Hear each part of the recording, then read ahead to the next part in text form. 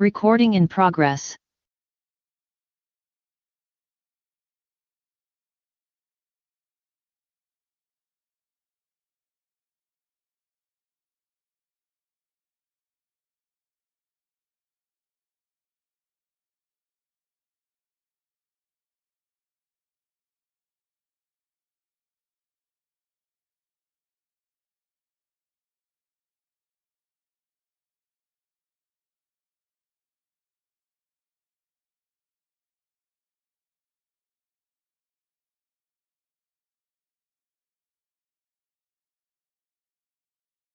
Recording stopped.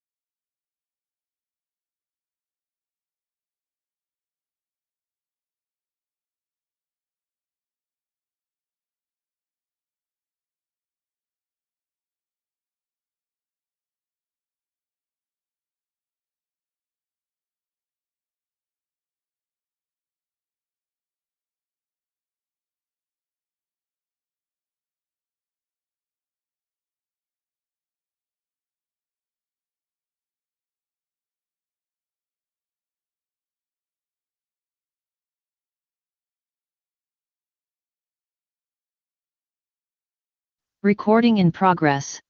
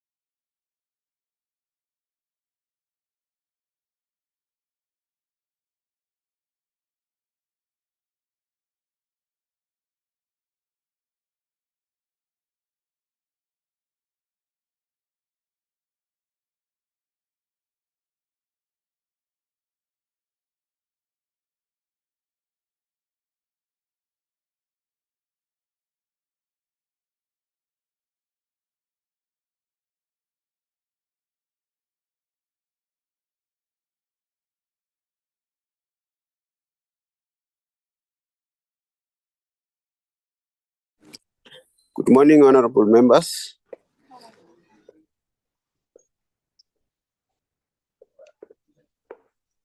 Good morning, Chairperson. Morning, Chair. Just 2 minutes. 2 minutes, I'll be starting the meeting. Morning, Chairperson.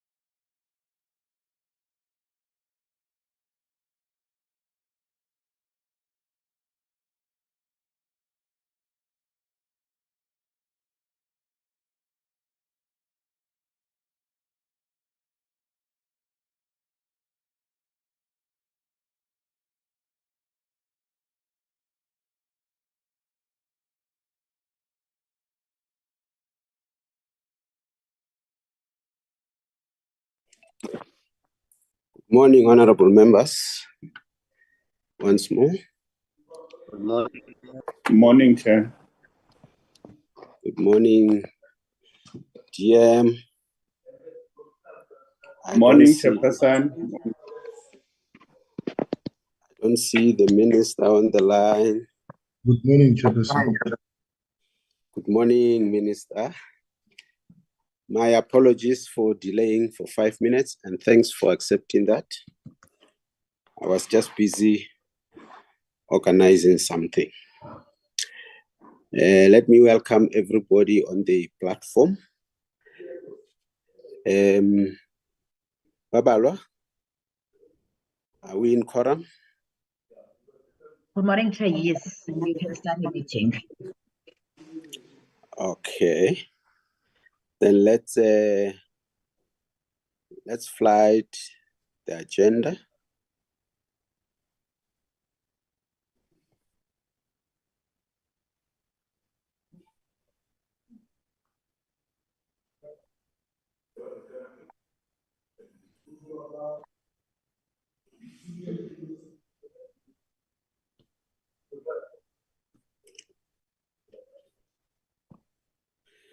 There is the agenda, adoption of the agenda, apologies, opening remarks by the chairperson, adoption of minutes, matters arising, presentation by the parliamentary legal advisor, presentation by SAPS. Can I get a mover for the adoption? Good morning, Chair. I move for the adoption of the agenda. Sheikh Imam seconds. Thank you, Honorable Peacock and Sheikh Imam for moving and seconding. Is there an alternative view? Nothing. Can we move to the next item? Apologies. Good morning, Chairperson. I received an apology from the office of the minister. She indicated that the minister won't be able to attend a meeting due to a long-standing invite from the select committee. Rev Meshwa, he is not going to attend a meeting, and Dr. Groenewald. Thank you, Chair. Thank you very much. I guess those apologies are accepted, unless if there's an opposing view. No, Chair, I was just asking if it's possible that I be released at 10. Okay. I don't think there's a problem. I also want to submit my apology. I have to address something urgent, but I'm just waiting for a call. Millicent? Hello? Hello? Who's speaking? Who's speaking? Okay. I was saying I also want to submit my apology. I have to attend to something as an emergency. That's why I delayed for about 5 minutes. I'm just waiting for a call. And anytime when the call comes, I will request that I be released and the whip will continue with the meeting. I guess members accept that. Yes, Honorable Chair, we do. Thanks very much. Let's move to item 3.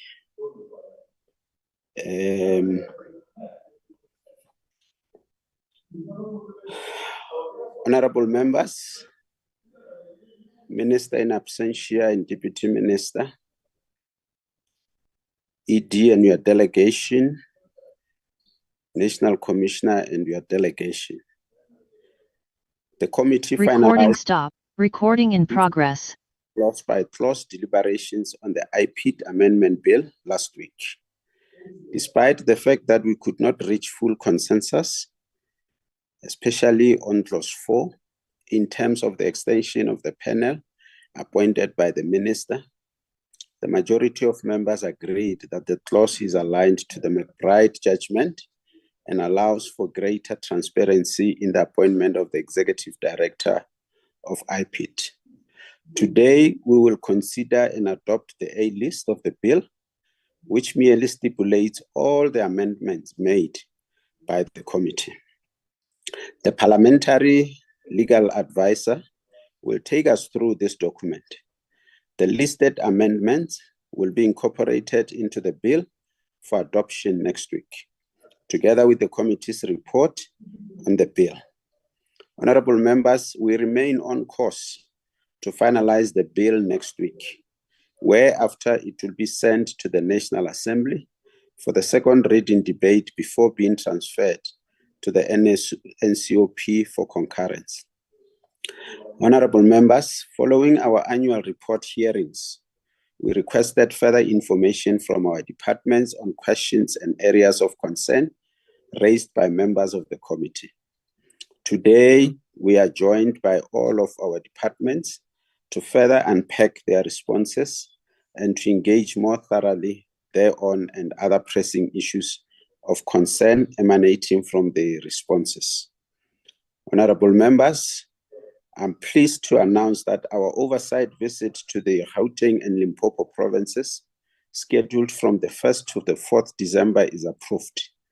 The committee will meet with all provincial commissioners on Friday, the 1st December, and will engage on 3 key areas, including the capital works project and the condition of police stations, the functioning of community policing forums, and provincial saver festive season operations. Thereafter, the committee will visit the Muyeshe, Ulubedu, and Mangwe police stations in the Limpopo province. Members are urged to complete the form circulated by our Secretary Babalo. Honorable members, next week on the 29th November, we have a full schedule and have requested to meet until 2 p.m. We will engage in more details on the recently released crime statistics as resolved by the committee last week, Friday. We will also consider the addendum to the 2023-24 SAPS annual performance plan. As next week will be our last meeting of the year, we will also consider the committee's annual report and the first draft of our legacy report. May we have fruitful engagements during today's meeting. And I want to thank you very much. Let me welcome the acting secretary and your delegation and the delegation from SIRA. The next item is minutes, if I'm correct, Babalo.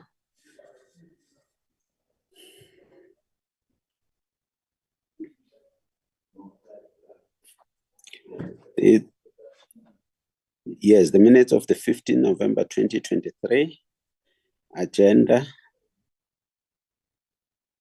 adoption of the agenda, apologies and attendance.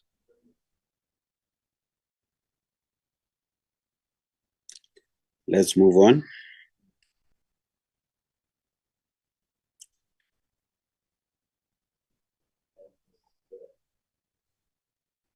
Opening and welcome, opening remarks by the chairperson. Scroll up. Presentation by Secretariat and SAPS.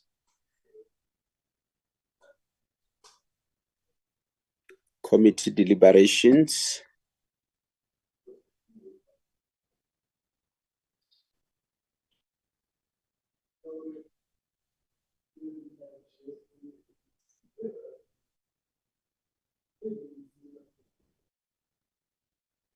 Yes, continue. Scroll up.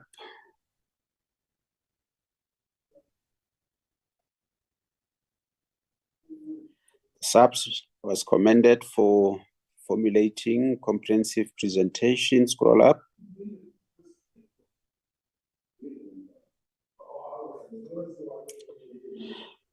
Committee resolutions. The committee took the following resolution. The committee deliberated on all the clauses of the bill and the majority. Okay. And the majority of members. Honorable members, I got a call. Can I request that the whip continue? If I finish early, I will definitely come back. Whip. Thank you, Chairperson. Good morning, the DM. Greetings to all the members in the platform. And let me also take the opportunity to recognize the National Commissioner as well as the delegation from SEPS. With regard to the resolution, I'll start with bullet point number 1. The committee deliberated on all the clauses of the bill and the majority of the members supported all the clauses, but few members were not in support of clause 4. In terms of the input or the inputs, it seems that the majority of the members are in support of the view as presented by the CSPS that the panel should not be extended. There was a sufficient consensus that the committee should go along with what was presented.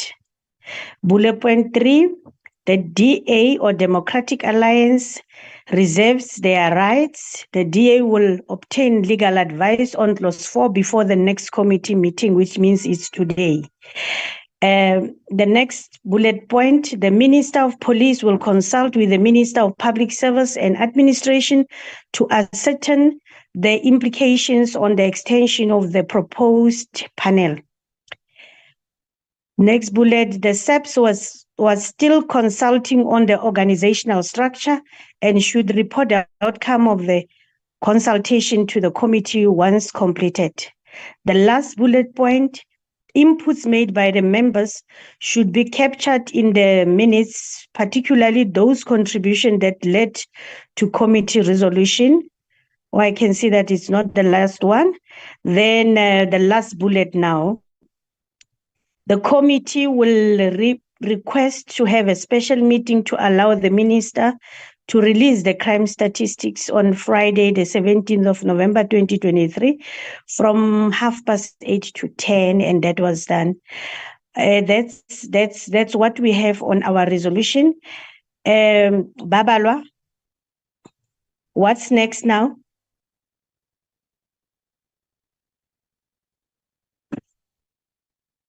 Babalwa? Ms. Peacock, you must allow the members to adopt the minutes. Okay, so this yeah, was raised on the minutes. Okay, thank you so much. So that's the resolution that we had for the previous meeting. Can we move for the adoption of the minutes, or before we move for that, is there any correction that we need to do on the minutes?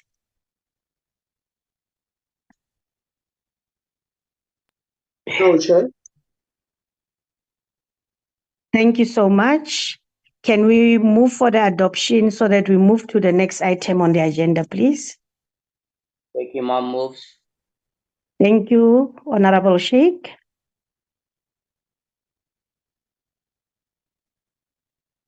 Chairperson. Chairperson, line it up for seconding. Chairperson. Okay, Honorable Gomba, are you seconding? Yes, Honorable Chair, thank you. I second. Thank you so much. The item is concluded. Babala, can you kindly flight the agenda so that we look into what's next? Then, is there any matters arising as bullet 5 in our presentation or in our agenda? Matters arising? Members, I see there's a hand up. Honorable Gumba, is it the legacy hand? If the legacy hand, Chair, I will remove it. Thank you so much. Is there any matters that needs to be addressed from the minutes? If not, We'll go to bullet point number 6. It says a presentation by parliamentary legal advice on the A list. 6.1, it says the consideration of the A list on the Independent Investigation Directorate Amendment Bill, which is B21 of 2023. I'll give the DM an opportunity to address us with regards to the item and give the responsible person to take over the presentation. DM, over to you. No, thanks, Chair. Good morning to you and good morning to members. I think where we are, Chair, is to thank you and the committee members, the Civilian Secretariat for having led us up to where we are, the participation from IPID and SAPS, but most importantly, members of the public and the organizations that made the input led by the committee. We appreciate the journey we've traveled. I think what needs to happen now, Chair, is to allow the legal advisor to take us through the A list as indicated. And when we are requested to come in, the acting secretary and Advocate Bell will then come in to respond on issues that they will have to respond on. I must also thank you for having agreed that I can leave at 10, but the National Commissioner, the CEO of CIRA, and the board of CIRA, the Executive Director and the Acting Secretary will be here to deal with the next item, which is responses by the department and the entities on the issues that emanated from our interaction with the committee previously. But thank you for having afforded me an opportunity to comment before you go into the consideration of the A list. Thank you very much, Chairperson. Thank you, DM. DM, with regard to the presentation, who will be taking over the presentation?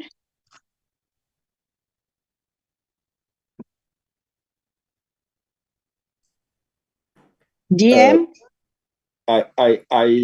Unless I misunderstood, I thought the parliamentary legal advisor is the person who's going to do that. But if we should do so, I think I can request the acting secretary to make their comments now with Advocate Bell and the team. Through you, Chair. Thank you so much. Over to you, Acting Secretary and Advocate Bell, please.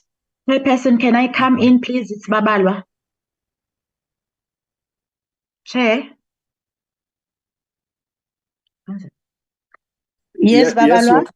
The parliamentary legal advisor will lead the process of the A list, Chair, not the department. Okay. Ulelani will lead us on that for the presentation. Okay. Can I then give an opportunity to the parliamentary legal advice to take us through? Okay. Thank you. Thank you, Chairperson. Good morning, Chairperson, and good morning to honorable members, and good morning to all the guests in the committee meeting. Let me first flight the presentation.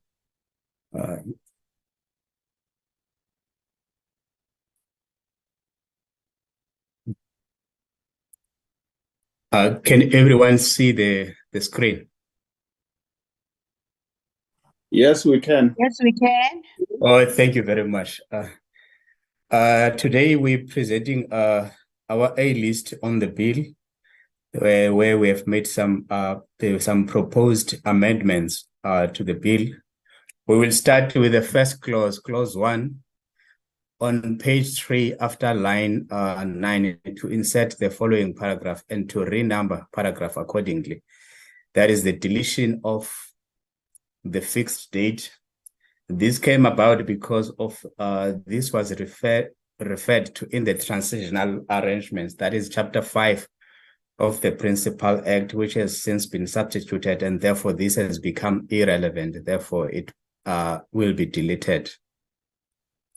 And accordingly, the numbering will have to be adjusted as well. On page 3 in line 20, to omit definitions respectively and to substitute definition. And from page 3, from line 21, to omit program manager, this definition no longer forms part of the amendment bill. Before I proceed to the next clause, if I may just remind the honorable members that in the last clause by clause deliberation, there was a new insertion of 2 definitions, namely the definition of operational independence and definition of institutional independence. After much deliberation, we propose that these definitions be omitted in the bill for the reason that they do not appear in the text of the bill. So therefore, this will be not consistent with the legislative drafting practice, because we define terms that do not appear in the text of the bill. So we propose that those 2 definitions be omitted in the amendment bill. We move to clause 4. In the clause 4, the bill, this provision that was introduced, that was contained in the bill introduced, was rejected by the committee, and then they proposed a new clause which relates to the appointment, the remuneration, and condition of service of executive director. I just want to point out a few things that we proposed to be included.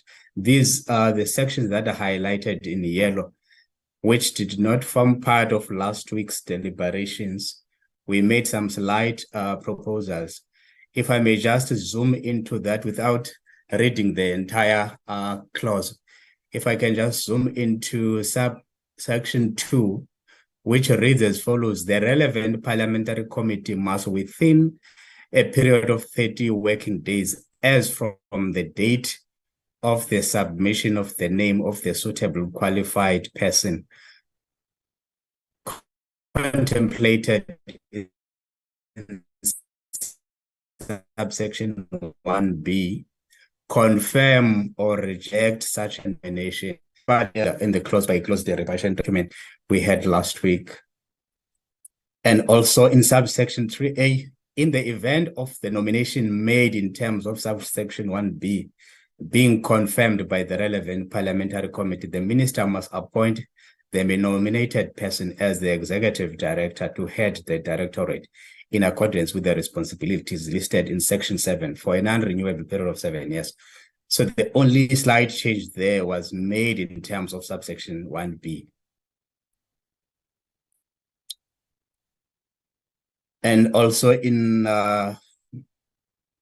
paragraph 4, we just made some slight changes there. Instead of uppercase, we used the lowercase for the senior management and included "and" into this section to link those 2 clauses together.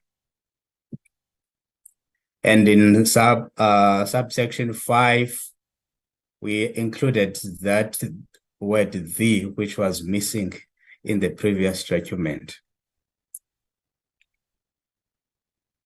In C, we also made some slight changes. If the vacant executive director position is not filled within a period of 6 months, the minister must provide the relevant parliamentary committee and the Minister for Public Service and Administration with reasons for the delay and request an extension of the period, which must not exceed a further period of 6 months.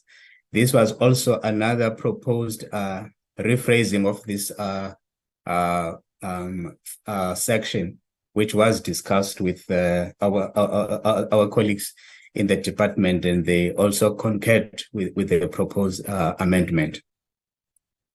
Now we move to clause 5 on page 4 in line 41 to omit complaints and to substitute recommendations.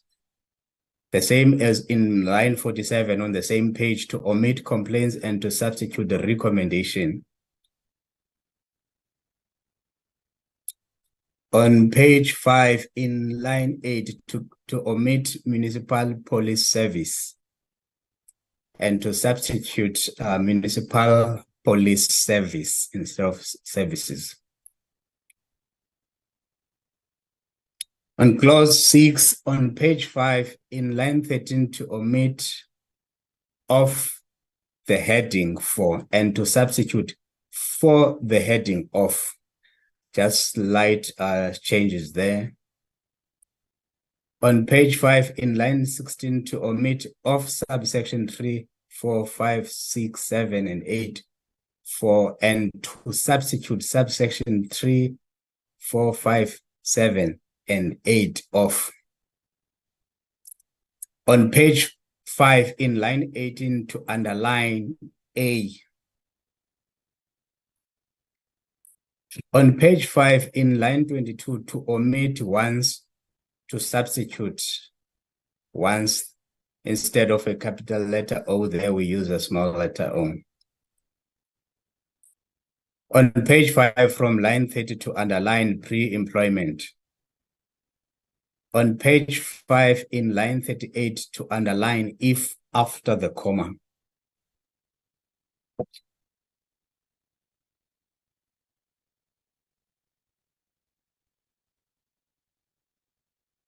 On page 5 in line 39, we made some slight changes there.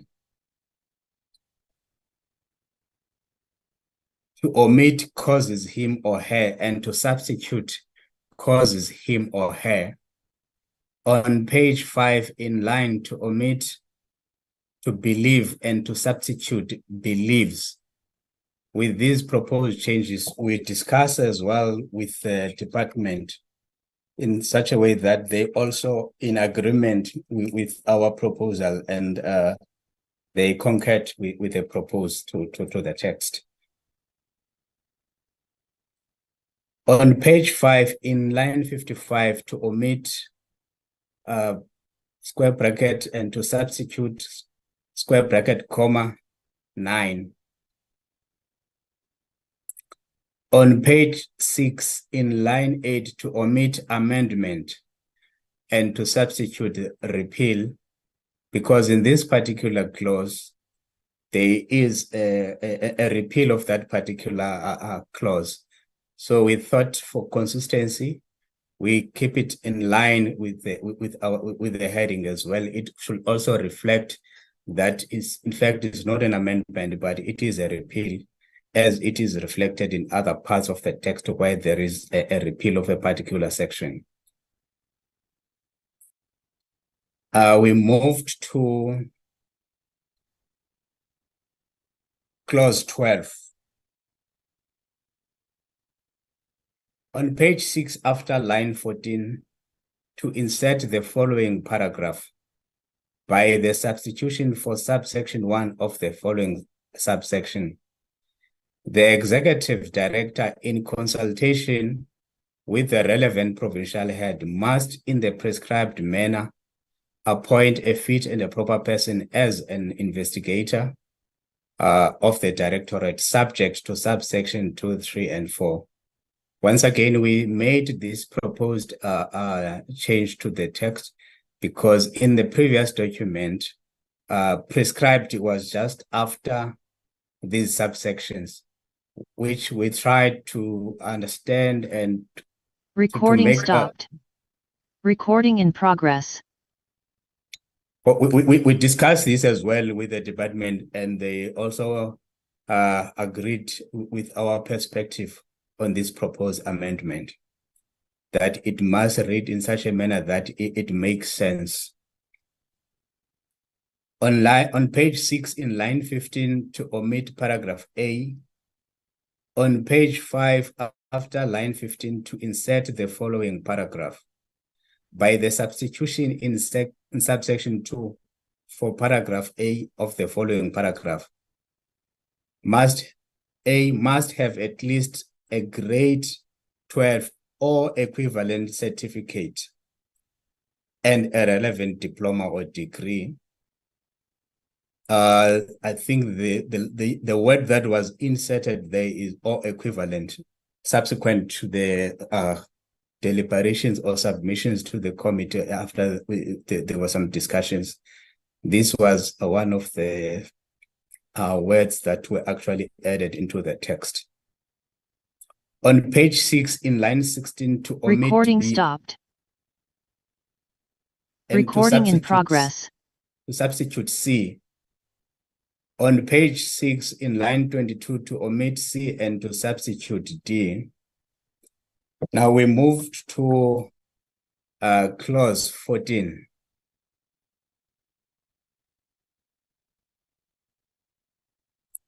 On page 6 in line 42 to omit of paragraph A4 and to substitute for paragraph A of. On page 6 after line 49 to insert the following paragraph by the deletion of subsection 5 and. On page 7 in line 1 to omit C and to substitute D. On page 7 in line 2 after must to insert where the person is not cooperative. That word underlined there is the new insertion in the document. On page 7 in line 5 to omit director and to substitute head. This previously was provincial director in the old text, the principal act. And likewise on page 7 in line 8 to omit director to substitute head. On page 7 in line 10 to omit director and to substitute head. On page 7 in line 29 to omit program manager, as we have already removed it in the definition clause because it no longer forms part of the new amendment bill. On page 7 in line 29 to omit director and to substitute head. Now we move now to clause 16.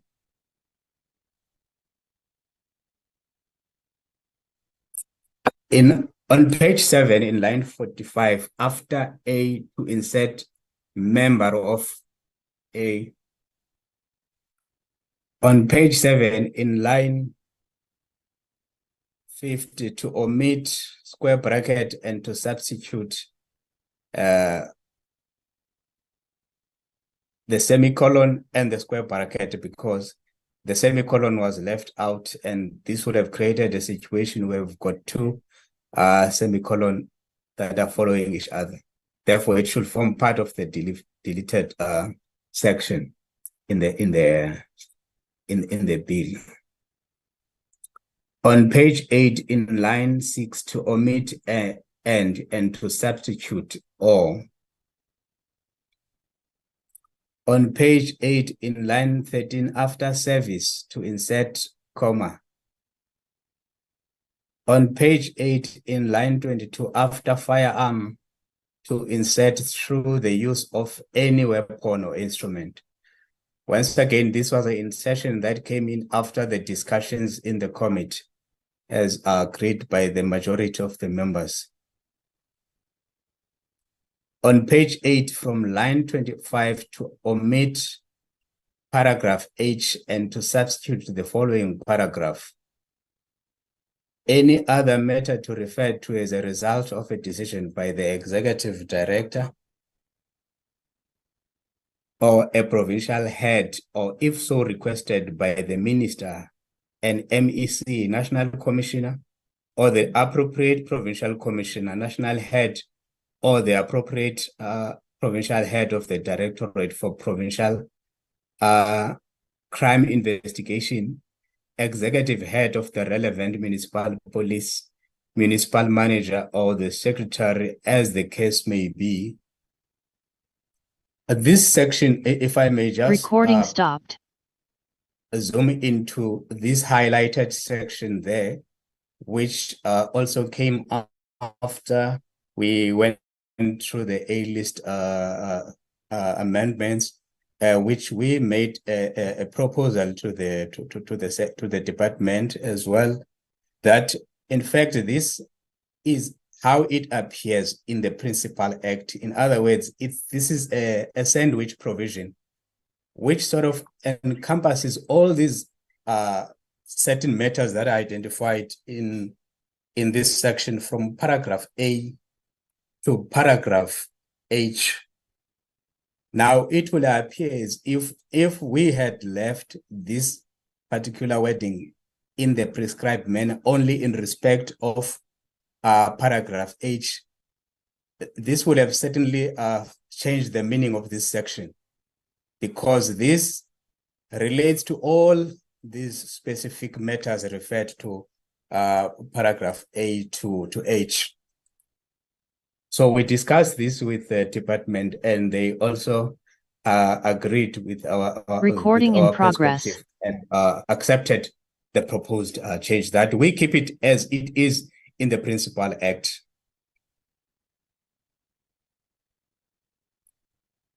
We move to clause 17.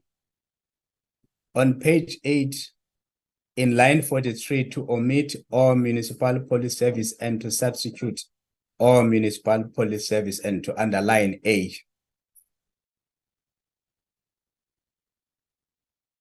On page 18, or sorry, on clause 18, on page 8 in line 59, to omit subparagraph 7 in square bracket and to substitute must, meaning that after we had a lengthy discussion with the department, they explained that in fact the only word that should be substituted is the comma and must.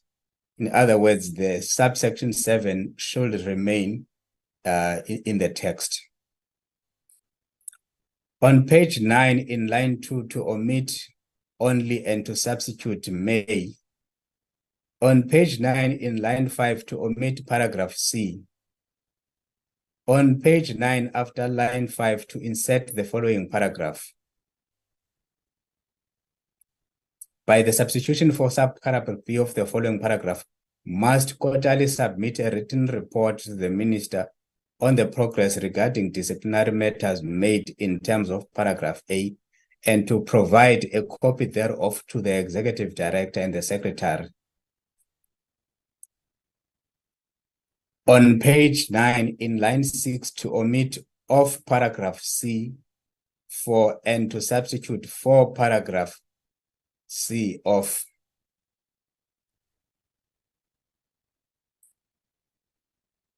On page 9 in line 7, before immediately, to insert must.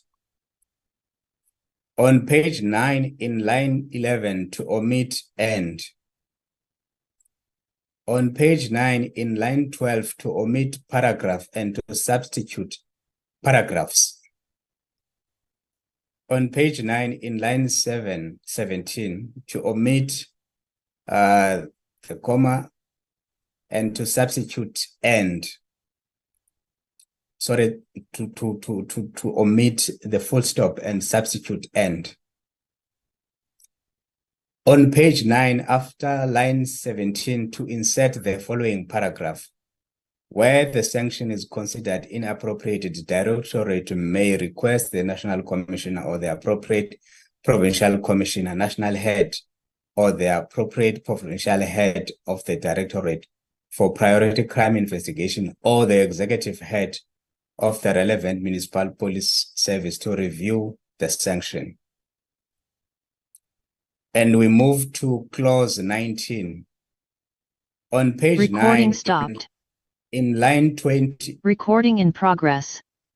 to omit of paragraph B4 and to substitute for paragraph B of.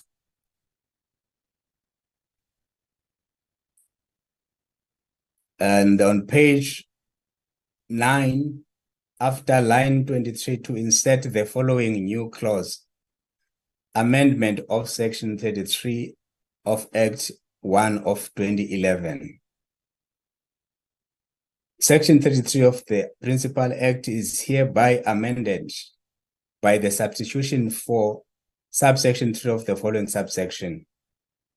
Any member of the South African Police Service or a member of a municipal police service who fails to comply with section 29 is guilty of an offense and liable on conviction to a fine or to imprisonment for a period not exceeding 2 years, and by the addition of the following subsection: the National Commissioner or appropriate provincial commissioner, national head or appropriate provincial head of the Directorate for Priority Crime Investigation, or the Executive Director of the relevant municipal police service who fails to comply with section 30 is guilty of an offense and is liable to a fine or to imprisonment for a period not exceeding 2 years.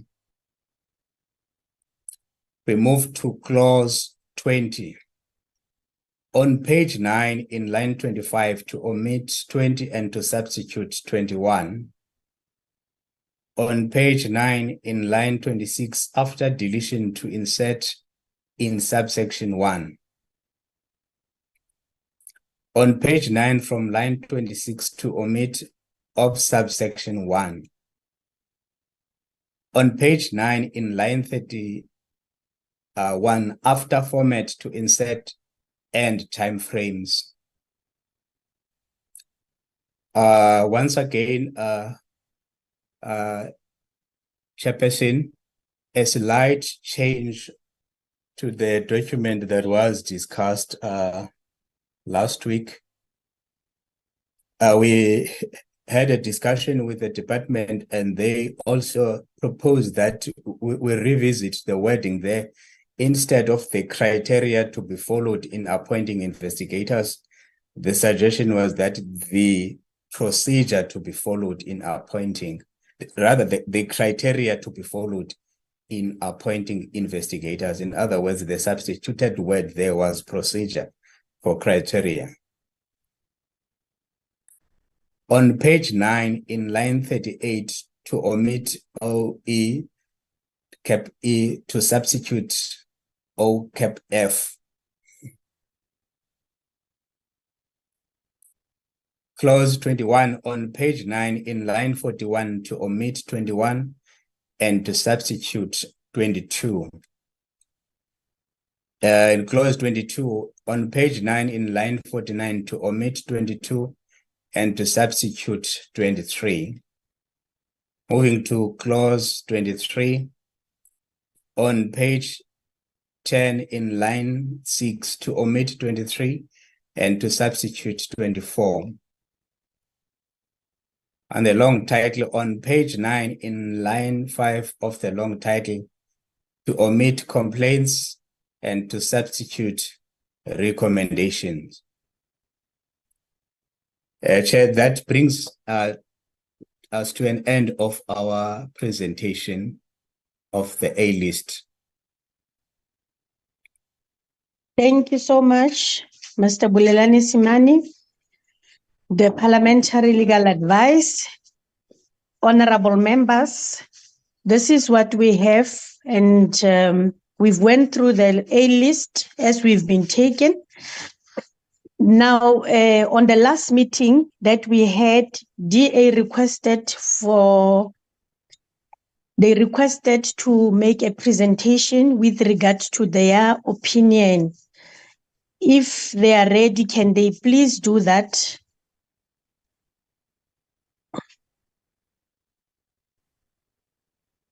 Chairperson, may I proceed? Thank you so much, Honorable Whitfield. Over to you. Just to clarify, that wasn't the decision. I think Honourable Golding indicated that he may want to go and get an opinion, but we certainly don't have a legal opinion, and we will not be presenting one. We maintain our position that the advice from the Secretariat does not limit the committee to amend that section, but we are here now, so we won't take the committee backwards. But there is no presentation, Chair. Thank you so much, Honorable Whitfield, for the correction, and thank you so much for that. Honorable members, the next point is to go back to the clause by clause again in order to consolidate the items or the clause by clause, meaning that we'll start from the first clause in order to check or to consolidate as the members. Honorable Whitfield, do you want to say something? Because I see your hand is raised. No, I'll raise it. Excuse me, Chair. Okay. I'll raise it in the relevant section. Thank you. Thank you so much. Okay. Yeah, members, that's what we need to do. Babalwa, can you kindly request or can you kindly flight the A list from the beginning so that we can check or accept the clauses, or if there's any objection, then objection will be made on clause by clause. Can we please fly that? Babala, are you with me? Nicolette?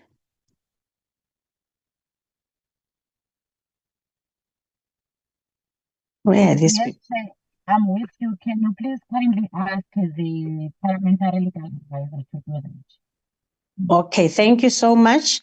Can the parliamentary legal advisors take us through that?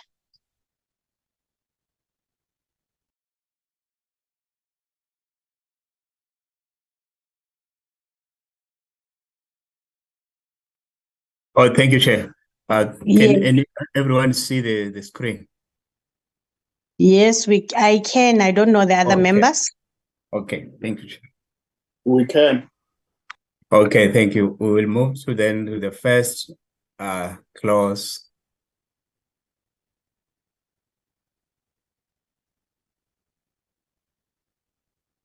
Members, the first clause.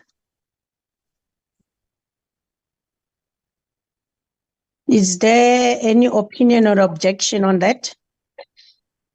Honorable Chair, can I come in? No objection and agreed, Honorable Chair. Thank you so much, Honorable Gumba. Can we move to the next one?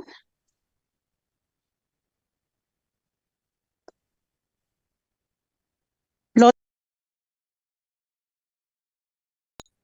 6.6 and subsection 1,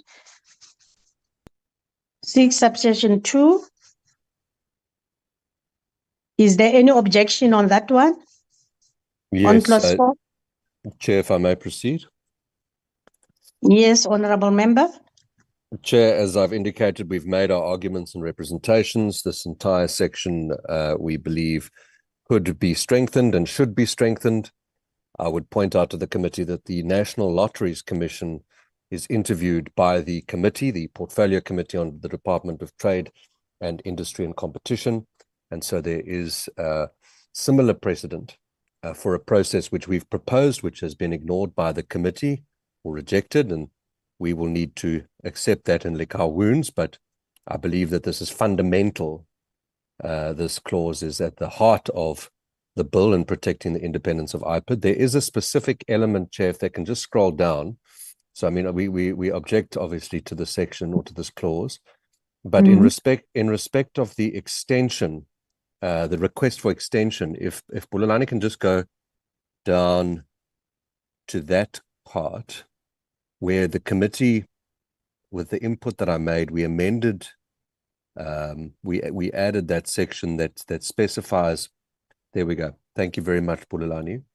The question remains, Chair, here. If you read C in the second the second last line, it says, with reasons for the delay and request an extension of the period. to whom is the request to be submitted is the question.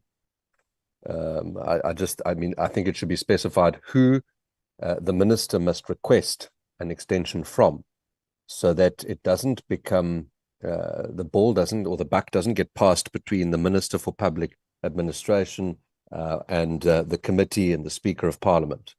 Could we get some advice from Bulelani on whether that should be specified? Thank you. Thank you so much. Should I give, I'll give over then to Bulelani.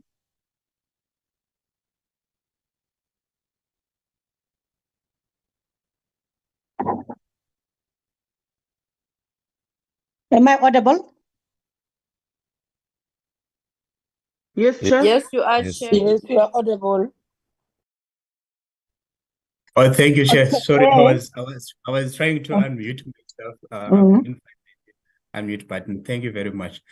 Mr. Chair, if I may read into this section, it states that if the vacant executive director position is not filled within a period of 6 months, the minister must provide the relevant parliamentary committee and the Minister for Public Service and Administration with the reasons for the delay and request an extension of the period, which must not exceed a further period of 6 months. If one reads this into context, the request is actually requested from the same people that the minister needs to provide the reasons for the delay. So meaning that it is the parliamentary committee and the Minister for Public Service. Chair, if I may, have a two-finger. Over to you, Honorable Whitfield. Thank you, Chair. If Bulelani can just clarify, because I don't believe, I don't interpret it the same way. The minister must provide the relevant parliamentary committee and the Minister of Public Service and Administration with reasons for the delay and request an extension from which one? Is it from both? Do both need to Recording stopped. Provide that extension or grant that extension? Or is it only the parliamentary committee? I believe there's a gray area here and a loophole. Recording in progress. That could render this section redundant, but I just thought I'd place that on record, Chair. I don't agree with the interpretation. I think that it actually indicates that it could be either the parliamentary committee or the Minister for Public Service or both. And I would argue that there's an opportunity to tighten that up simply by adding and request an extension of the period from the relevant parliamentary committee to specify. Thank you. Thank you so much. Honorable members, do we agree on that clause? Do we agree on the clause? Yes, Honorable Gumba. Yes, I agree, Honorable Chair, with the clause. And also I want to raise this issue, Honorable Chair, to say the document has been thoroughly screened by the relevant and qualified people of Parliament. And just to warn the committee to say new ideas might change the whole context again, and we run in the circle like a headless chicken. So let's focus on the amendments which were made and adopt them and continue with this bill. Otherwise, it won't come to an end, Honorable Chair, because every political party, including even the ANC, will raise issues which are new and which will be, if we allow it, which will be actually changing and amending the whole thing again. One word can change the whole bill. Thank you so much. Or one sentence. So we cannot go back and Nonsense. and listen to new ideas now, Honorable Chair. We have ideas that are given by the legal team, which we must abide, and it cannot actually mislead us because it is a legal professional team. Thank you, Honorable Chair.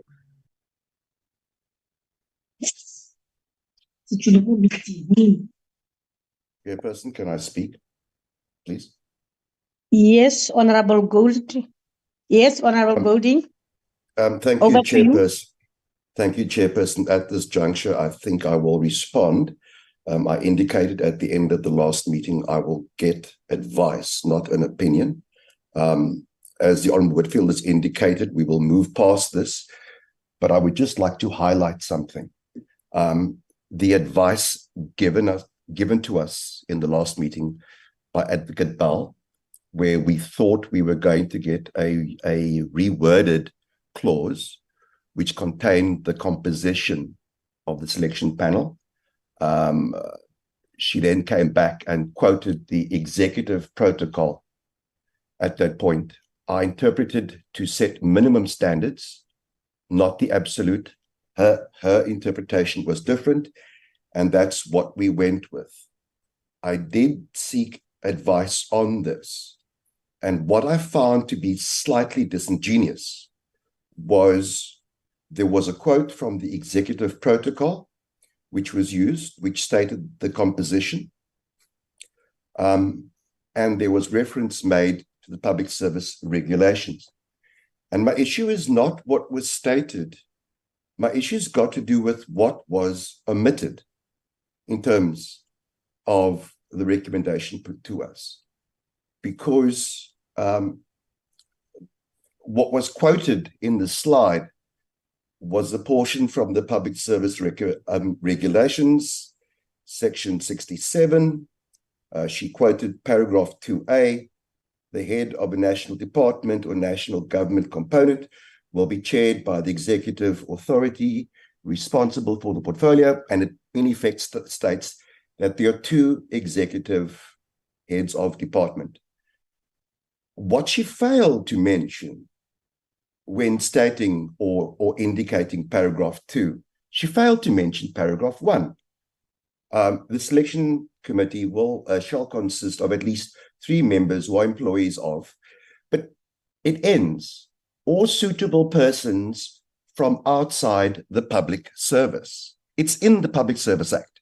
It allows for people from outside the public service to sit on these panels. That is from the public service regulations.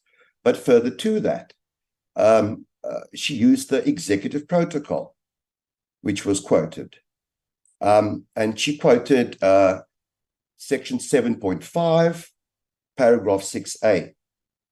Again, what she omitted was paragraph 2. A committee should include persons who are well-versed with the job content, as well as persons who are competent in applying selection techniques. Members of selection committees should be known for their impartiality and objectivity. Section 7, a committee shall, where possible, include adequate representation of designated groups. External designated groups is what was recommended by the Honourable Whitfield. So I think they were disingenuous by omission. We've agreed to move on, but I will watch this a lot more carefully going forward, because I don't think that the advice given to us was the full truth. Thank you. Thank you so much, Honorable Goldwing. We'll give over to any other political party that would want maybe to object on the clause. I go for 1, 2, 3. Concluded. So the clause has been agreed to. There's an objection from the DA. We go to the next clause.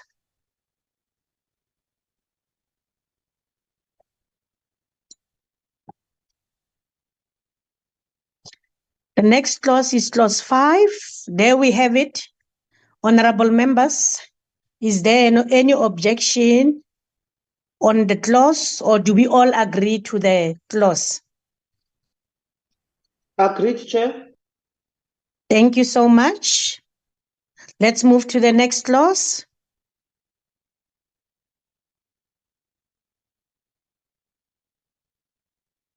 Clause 6. Do we have it on the screen? Do we have an objection, or do we agree to the clause?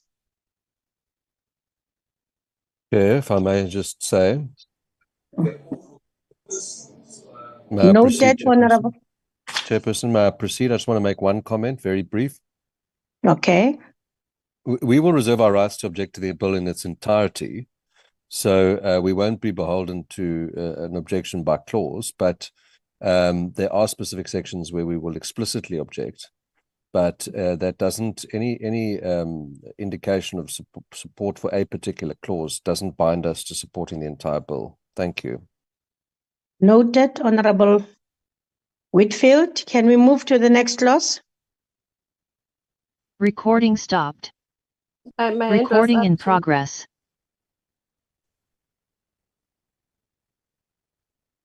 Honorable Borni Marekwa, over to you. Yeah, not Chair. I wanted to, before you allow to Honorable Whitfield. Whitfield, my hand was up. I wanted to say I'm in support of the clause, Chair. Thank you so much. Noted. Thank you so much, Honorable Marekwa. Let's go to the next clause.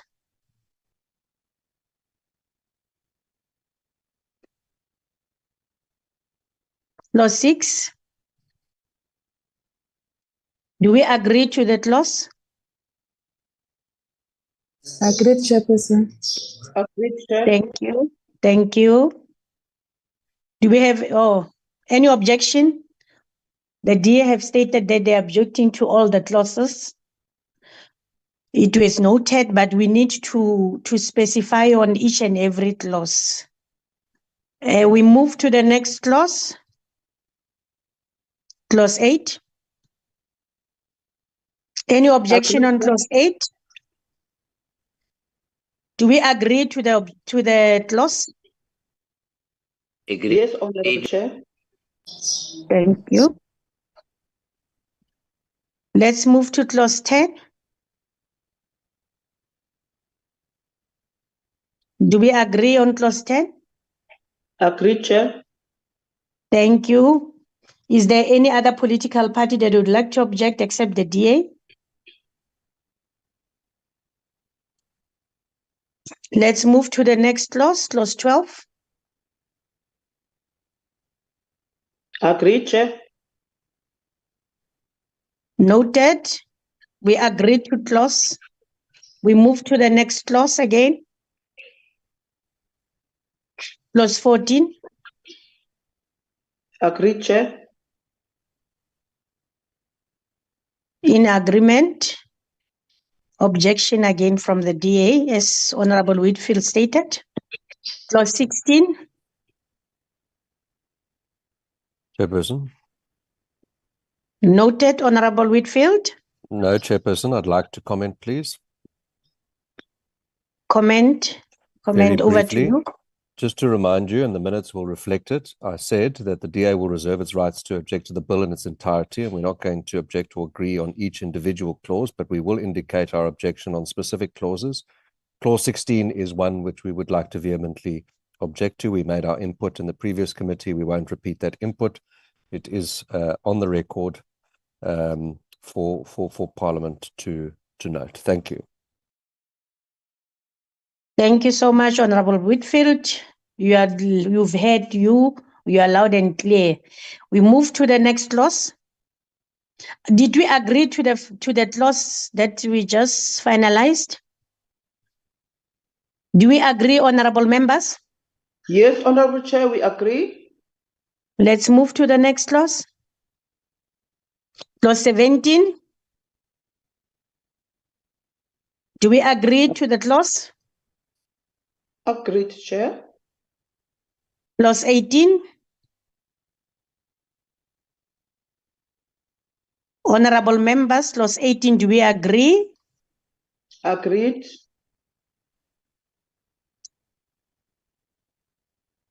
Clause 19. Do we agree? Agreed, Thank Chair. you. Thank you. New clauses. We are on page 12. Can we move down?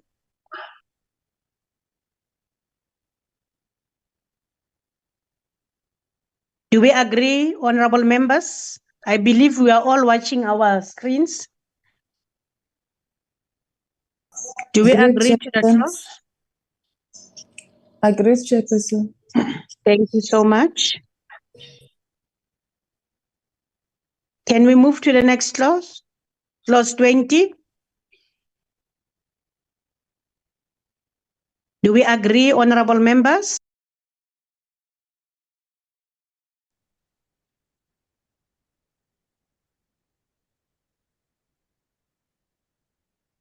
Clause 21. Do we agree, honorable members? Agreed, Chair. Thank you so much. Clause 22.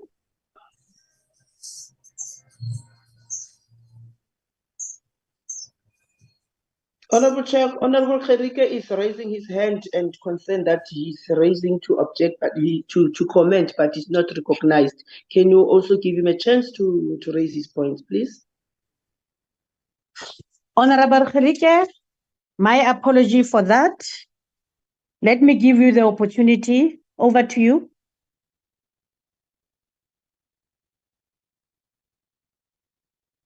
Honorable Kherike.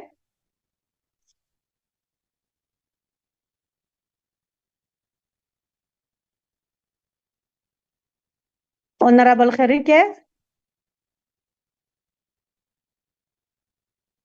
Seemingly there's a network problem because he raised his hand and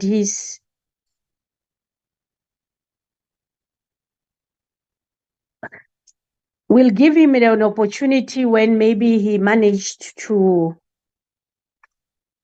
reconnect, because it seems as if he's having network challenges. Honorable members, we are on clause 22. Clause 22. Do we agree to clause 22? Agreed, Honorable Chair. Thank you so much. We move to clause 23. Agreed, Honorable Chair. Thank you so much. Can we move downwards?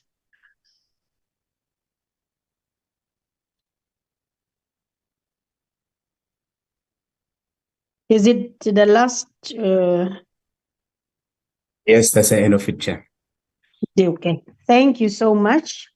Honorable members, we've agreed to the clauses as specified, and Honorable Whitfield did state that they are reserving their rights as DA, and they did object, but they also contributed to some of, or they gave input to some of the clauses that they wanted to engage on. So, honorable members, that is what we have for now. Babalwa, can you kindly advise what's next? Chair, can you hear me now? Oh, you are back, Honorable Kherike. Let me take the Recording opportunity stopped. to appreciate that you wanted to say something. Recording you had in network progress. challenges. I'm giving you an opportunity to do that.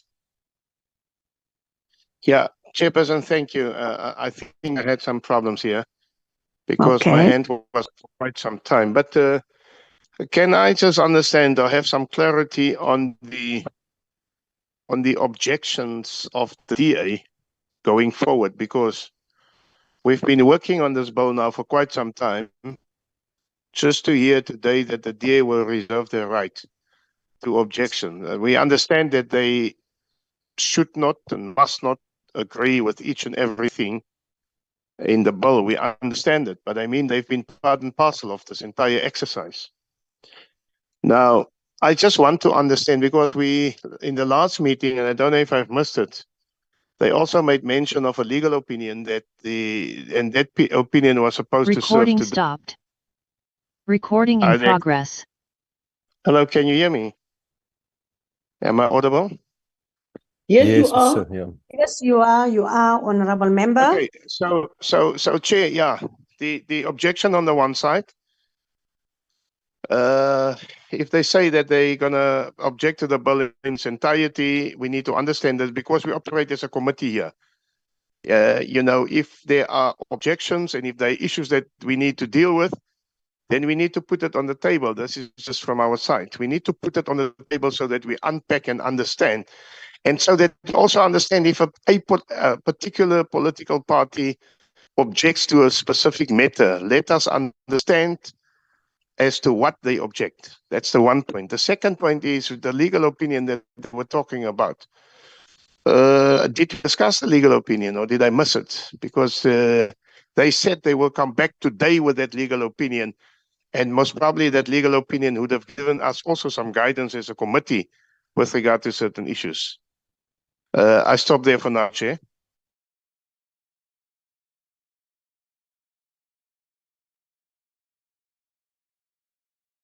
Yeah, I can provide feedback to the Chair, Honourable my hand is up.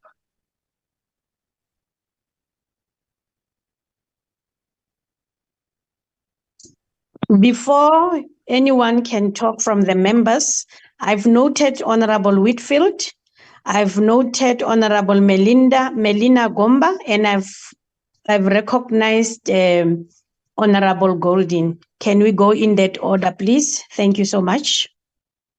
Yeah, thank you, Chair, and thank you to the Honourable Gericke for the question.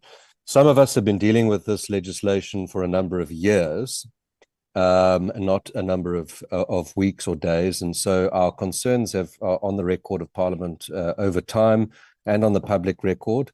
Our concerns and objections to certain sections were discussed in the last committee meeting already. I didn't think it useful for us to recite and repeat the comprehensive arguments and submissions that we made on Clause 4, the debates that we had on Clause 16, the failure to achieve a compromise on Clause 4 insofar as the composition of the panel. All of this is on the record. It was discussed, it was recorded in Parliament, it'll be in the Hansard and can be reflected upon. So I'm not going to reiterate our concerns. Earlier in the committee meeting, and it may have been due to technical issues that it was missed, I did raise the point that Clause 4 is central to the independence of IPID, and if Honourable Gericke wants to know what our objection to the bill may be, we would be very seriously concerned that Clause 4 is insufficiently strengthened to secure independence. But again, we made that argument last week and in preceding meetings and submitted a draft private member's bill for consideration for amendment. The committee decided not to amend it. No individual political party is bound by the consensus of the committee. I mean, that's not how Parliament works. And I think that the members who've been on this committee for some time will understand that. The other thing is that large political parties have caucuses. They present their bills from their committees to those caucuses. They take a mandate. And so there is a process that follows. This is not unusual, and we're certainly not going to get unanimity. So Clause 4 and Clause 16 remain the biggest concerns in this entire process. We've reiterated those concerns today, and I won't repeat the arguments. The last point is, and I made this clear to Honourable Golding last week, that the DA would not seek a legal opinion. Honourable Golding has clarified in this meeting that he was going to look for legal advice.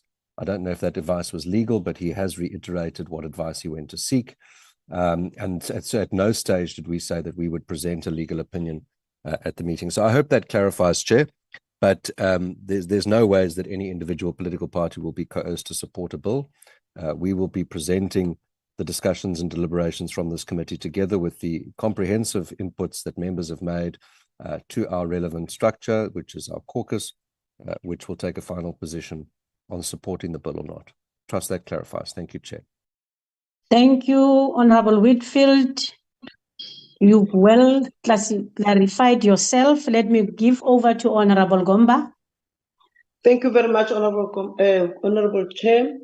Honourable Chair, I want to support Honourable Gericke's view and his input also. I find it very reasonable to the bill and being fair to the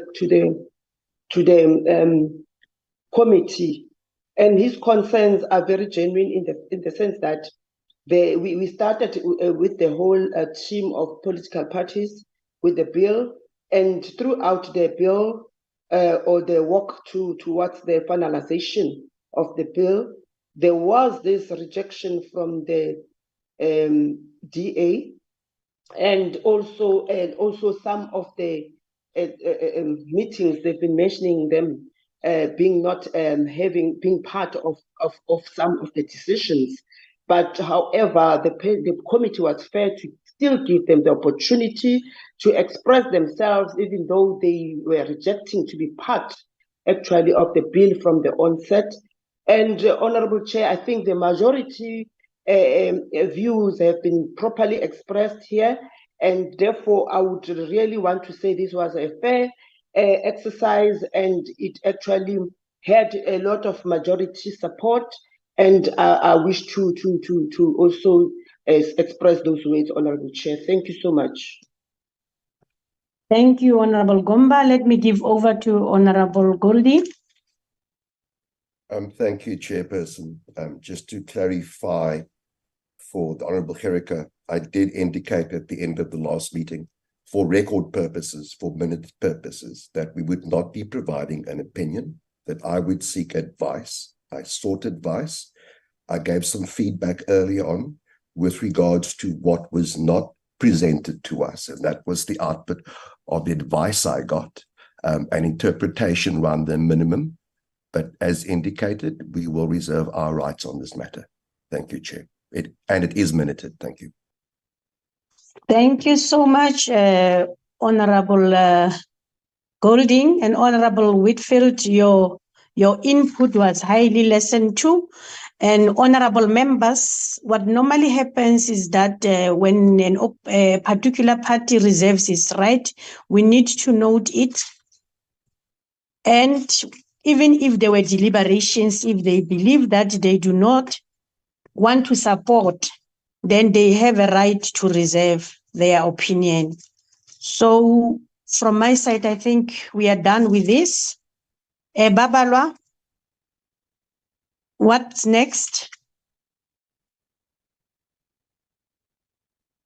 Babalwa, Nicolette, come in, please. Hey, can you hear me? Yes, I can hear you, Babalwa. Okay. Oh, no. We can't hear you, Babalwa. Yeah. Nicolette, can you please assist? Good morning, Chair. Yes. Chair, I think it will be best suited for Bulelani to just say what will happen next to give advice on that. Okay, thank you so much. Let me take the opportunity. Chairperson. Honorable Gericke, let me give you the opportunity. Yeah, I think there's a problem. My hand is up all the time. I think there is a problem. But let me just express my last word on this issue that I've raised. I think we have clarity now from the colleagues of the DA. The request was not, or the question was not whether we coerce somebody or not coerce somebody. That is not the thing. The thing is, we must understand if we are all together, we understand the right of any political party to reserve its opinions or its rights. That is a given. That's part of the democracy. But we cannot just, sit all the time, work on a specific bill, and then here at the end, you deal with such a lot of objections that basically boils down to the fact that say, okay, we're going to negate or refute the work that has been done, if that's the right wording I'm using. But the thing is, there has been, going into this exercise, a tremendous amount of work and logistics and research and so on. And other parties that participate in this exercise participate with integrity. And we must respect that integrity of other parties, whether we differ or whether we do not differ. When we differ on a matter of principle. But we understand now the DA, they object to clause 4 and clause 16. We understand it's a great pity that they are now changing and say that they don't have an opinion, but they received advice. One should think that that advice was also applicable in this session, because they held us up last week to say we will go out for advice, then come back with that advice. But in any way, if that advice is not for now, that is also fine. But I propose that we move on. We have clarity from them now that 4 and 16, they object. The EFF has submitted the same objection with regard to the separation of powers and the independence of IPID. There were certain undertakings given from the minister, from the committee, with regard to the way forward in terms of the independence. So I have asked in my submission that those undertakings that were given should be noted and minuted, so that we also open up on a later stage on that. Thank you very much indeed. Thank you so much, Honorable Gerike. Can I give over to Mr. Simani to take us through? Well, thank you, Chairperson. I will give over to my colleague, Mr. Siviwe Njigela. He will be responding to that question. Thank you.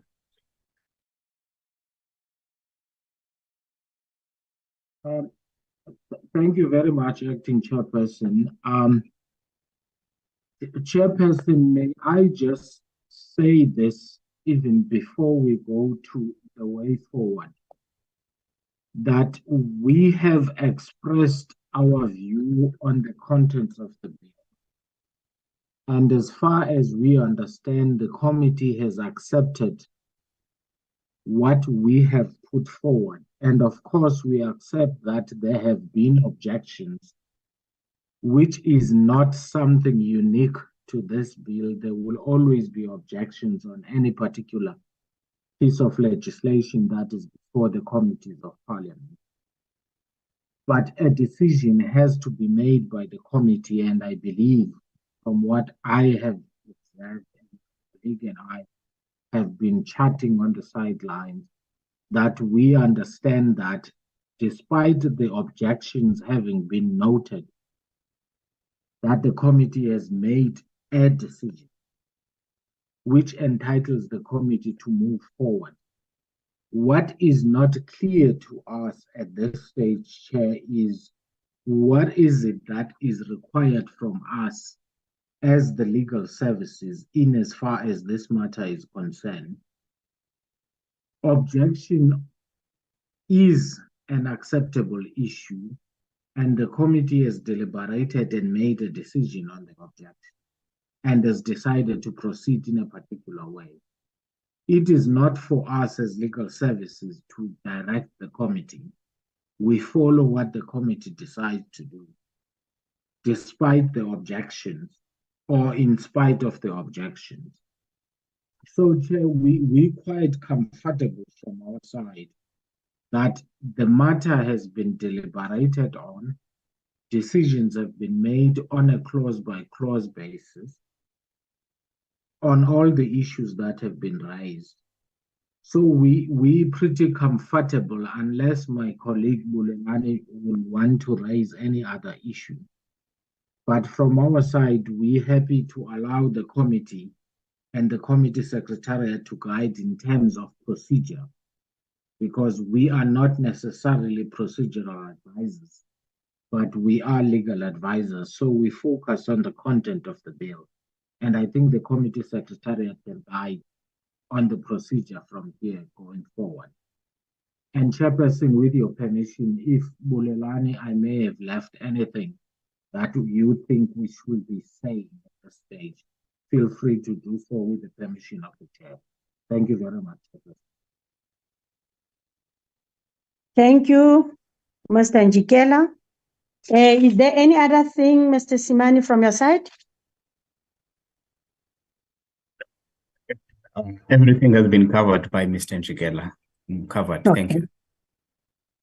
Thank you so much for the inputs and the engagement and the deliberation, as well as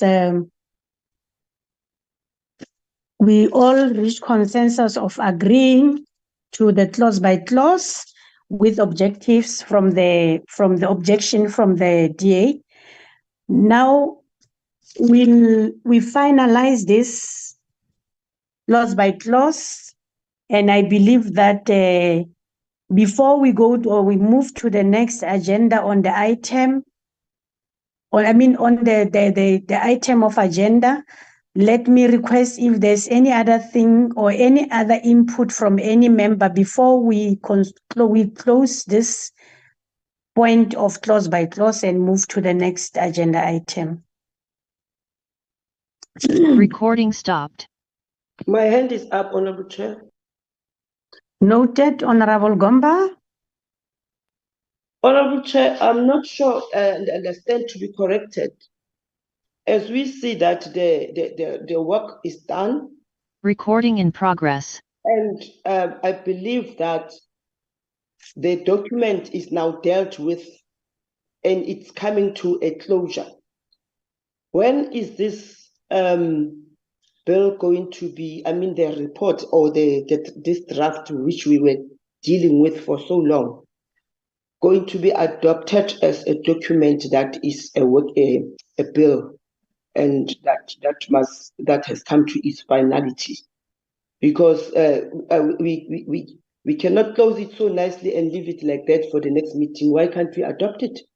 That's my question. And if I'm wrong, I stand for corrections, Honorable Chair. Thank you so much, Honorable Gomba. Let me give Babalwa to stopped. direct us with that. Babalwa? Nicolette? Chair, thank you very much. Unfortunately, Babawa is having connectivity issues. Chair, it's just a parliamentary process that we must first adopt the A-list of the bill. Hereafter, the changes will be incorporated into the bill that was tabled, and that will become the B version of the bill to be adopted next week, together with the committee's report on the bill, but it must be in the correct format. Thank you, Chair. Noted, Honorable Gomba. I believe you are covered. Yes, I see a hand raised from Honorable Marekwa. Over to you, Honorable Marekwa. Thank you, Chairperson, and all participants on the platform, the DM, the National Commissioner, and all members. Chairperson, mine is just a comment to say that one wants to appreciate the work that has been done so far, especially from the side of the legal team, including the Parliament team. As much as it appears that those who doubt their expertise, we are comfortable because they are a resource that is given to us as this committee or as members of Parliament or committees to assist us. And one would have wished that if there are issues, other parties would have gone to them, maybe even after meetings, and ensure that they get the clarity that they seek and assist. Because one notes also from the discussion since this morning that there has been work that has been happening. The team has been meeting to ensure that as they are with other legal people from Parliament in ensuring that the changes or amendments or whatever they were doing are really in line with what would be expected. Now, from my side, Chair, want to appreciate their work, and they are assisting us as this committee through this bill and making sure that we make the necessary changes and where necessary, where needed. So I just wanted to commend them for the work that they have done. We still have confidence on them, and I hope that they'll continue helping this committee, Chair. In terms of the questions and issues or concerns have been raised by Honorable Gerike, it's just for us to accept that we will not, as a committee, all the time try to sway the mindset or the belief or force others to believe or agree with us in many things. There will be those instances where we will have objections and some rights, reserved opinion or whatsoever. So I think, Chair, as this committee, we have come this far with the help of the team of legal, and thank you to them and all members who participated. Thank you, Chairperson. Thank you so much, Honorable Marekwa. Can we... Recording in progress. Nicolette, can you kindly flight the next item on the agenda?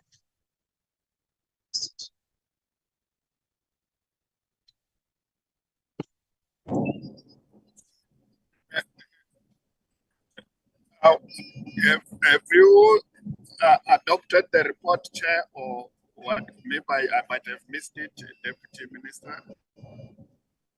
DM, we've been advised by Nicolette, if I listened carefully, she said that it will be only adopted on the next meeting, which is next week. Or let me give over to Nicolette to explain it to the minister. Nicolette? Thank you, Honorable Chairperson. Honorable Minister and Deputy Minister, this is just the parliamentary process. We first adopt the A list of the bill. It will be then incorporated into the bill as been tabled. This will then form the B version of the bill. This will be the version adopted by the committee. I was referring to the list. No, I'm referring to the A list which was being processed today, because I didn't hear the committee saying that they are adopting the A list. I might have missed it. Oh, thank you, DM. The committee is not adopting the A list as such. We are only adopting each clause when it's incorporated into the B version of the bill next week. Thank you, Chair. Chair, it's done raising another question. Sorry, Chair. Honorable Gomba? Chair, what is the A list? What is the A list? Is this the A list that we were working on? And then if it needs to be adopted, when is it supposed to be adopted? Today? I would just want to get understanding. Nicolette, can you please take Honorable Gomba through the A list and the B list, please? Chair, yes, I unfortunately don't have now examples of the B version of the bill, but I will share it with Honorable Gomba after the meeting. Chair, as you see, the A list is a very, I want to say, technical document that only lists the amendments that was made by the committee. And then once this A list is incorporated into the bill, it will give a better or clearer understanding of how the bill will look in its entirety.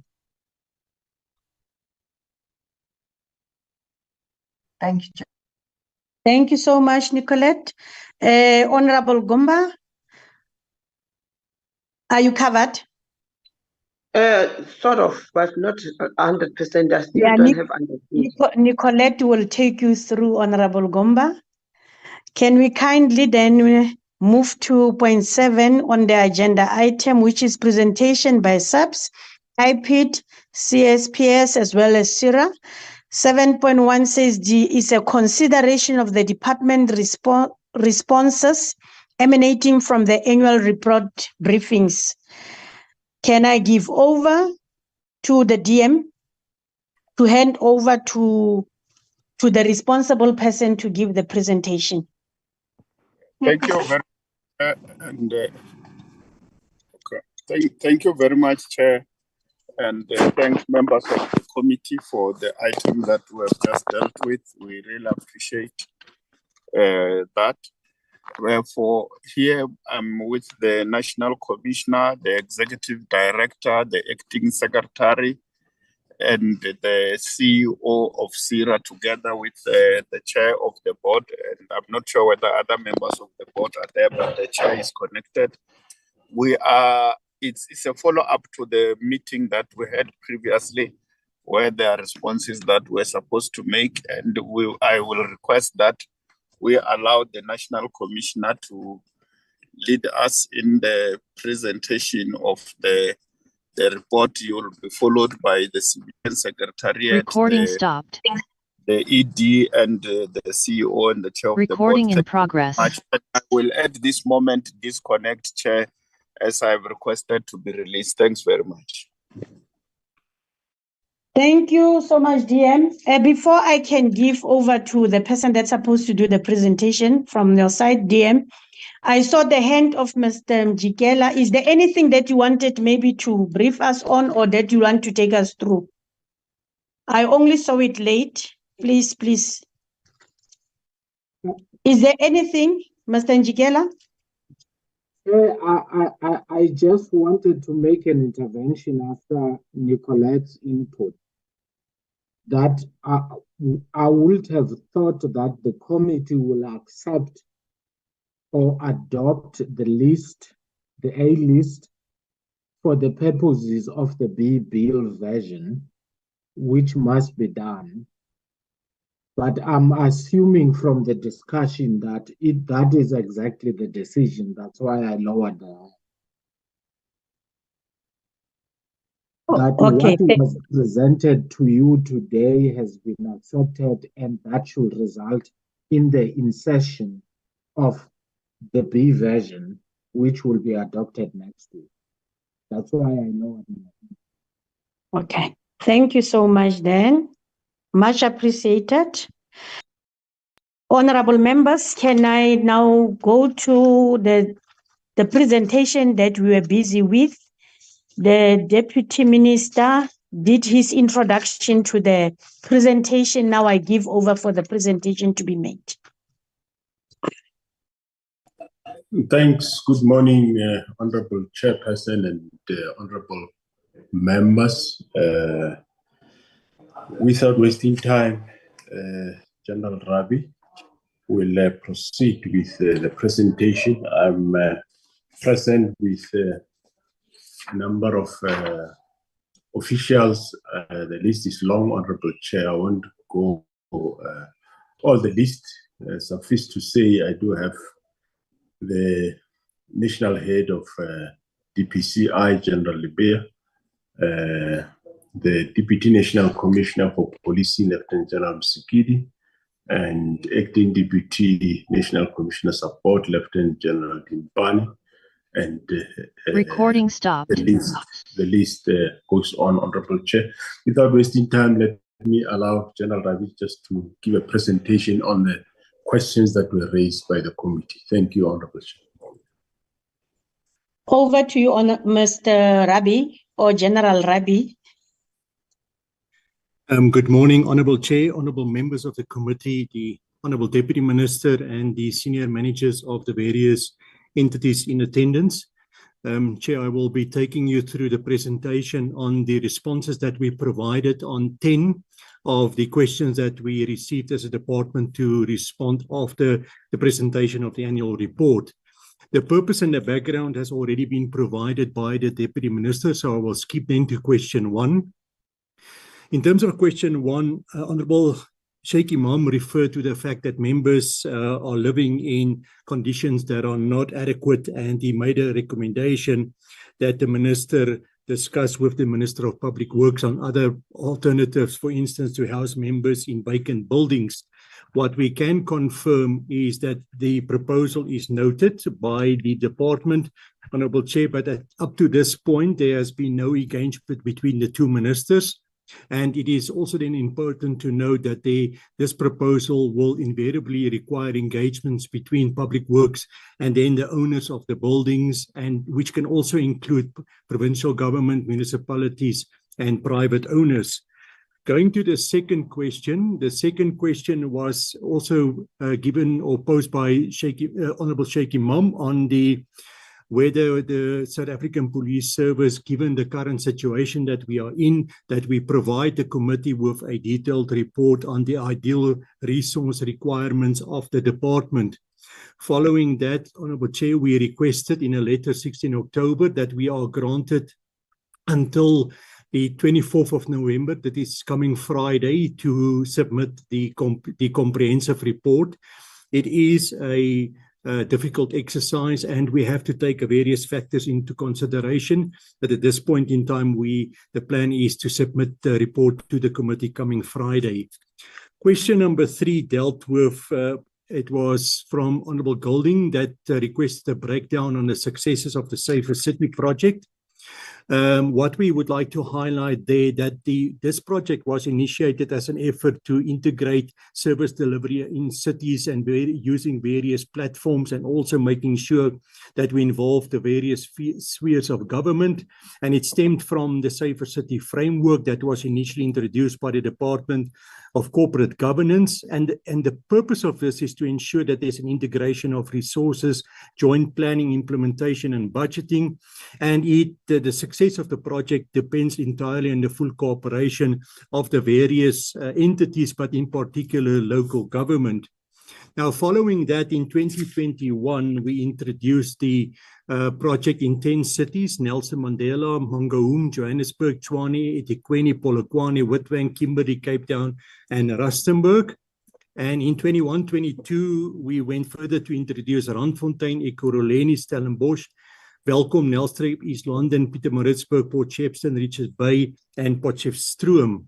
Now, subsequent to the introduction of the project in the cities that we've just mentioned, there was a follow-up assessment that we conducted in 2022, and it indicated that there is slow progress that has been made due to finalization of council resolutions, as this is required by legislation, changes in municipality administrations, and also general lack of financial resources to deliver on the deliverables associated with the project. As a result of that, we then decided to focus on 6 cities. That is eThekwini, Ekurhuleni, Johannesburg, Tshwane, Cape Town, and Polokwane. Now, we have included, Honourable Chair, in terms of the progress itself, we have included a list of deliverables that is in Annexure A that we have attached and sent through to the committee, that is very much detailed and problematic to present here.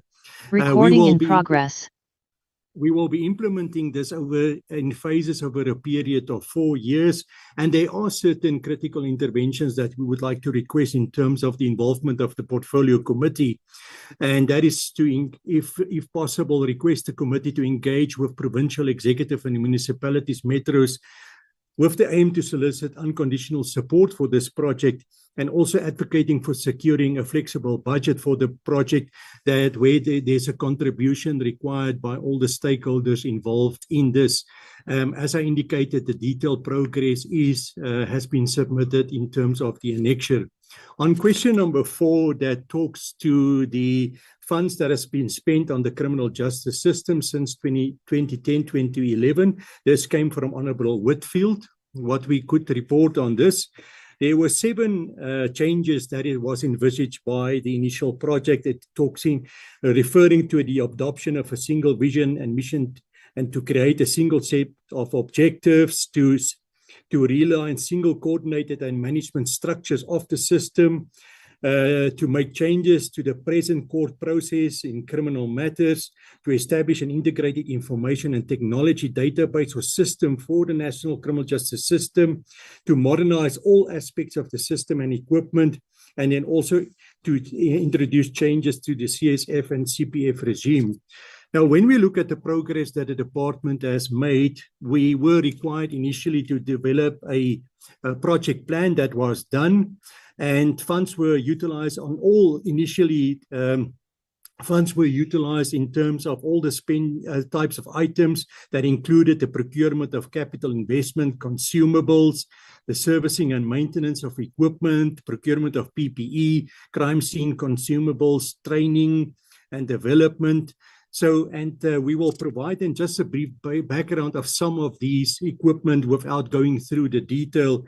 If we look, for instance, the fuming chambers that has been procured for the purpose of development of fingerprints on non-porous items, the fingerprint development chamber for the purpose of development of fingerprints on porous items, digital cameras for crime scene documentation, 360-degree digital cameras for crime scene documentation as well, and then also the rest of the items that are listed on the slide. Honourable Chair, I'm not sure. I get a message that the slides are not moving. Is that correct? I'm currently on slide number 21.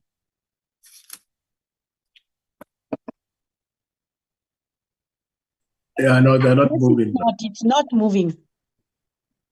Okay, Chair, please allow me a moment just to stop sharing and trying again to upload the slides.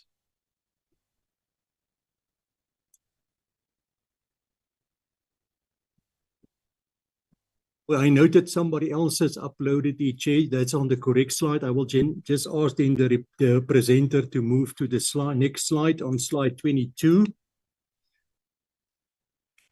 If we look at the allocated funding that is utilized for the project, is aligned to the integrated criminal justice strategy that was submitted to the National Treasury. And the approved plan is presented to the Development Committee for concurrence and confirmation of the budget by National Treasury. And then Treasury allocated the budget with certain conditions that were issued since 2018. That includes the requirement that we submit quarterly reports to National Treasury.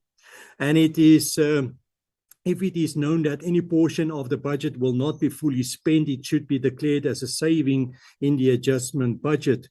We can then just move to the next slide. On slide number 23, this includes some of the allocations that has been made in the various portions of the project.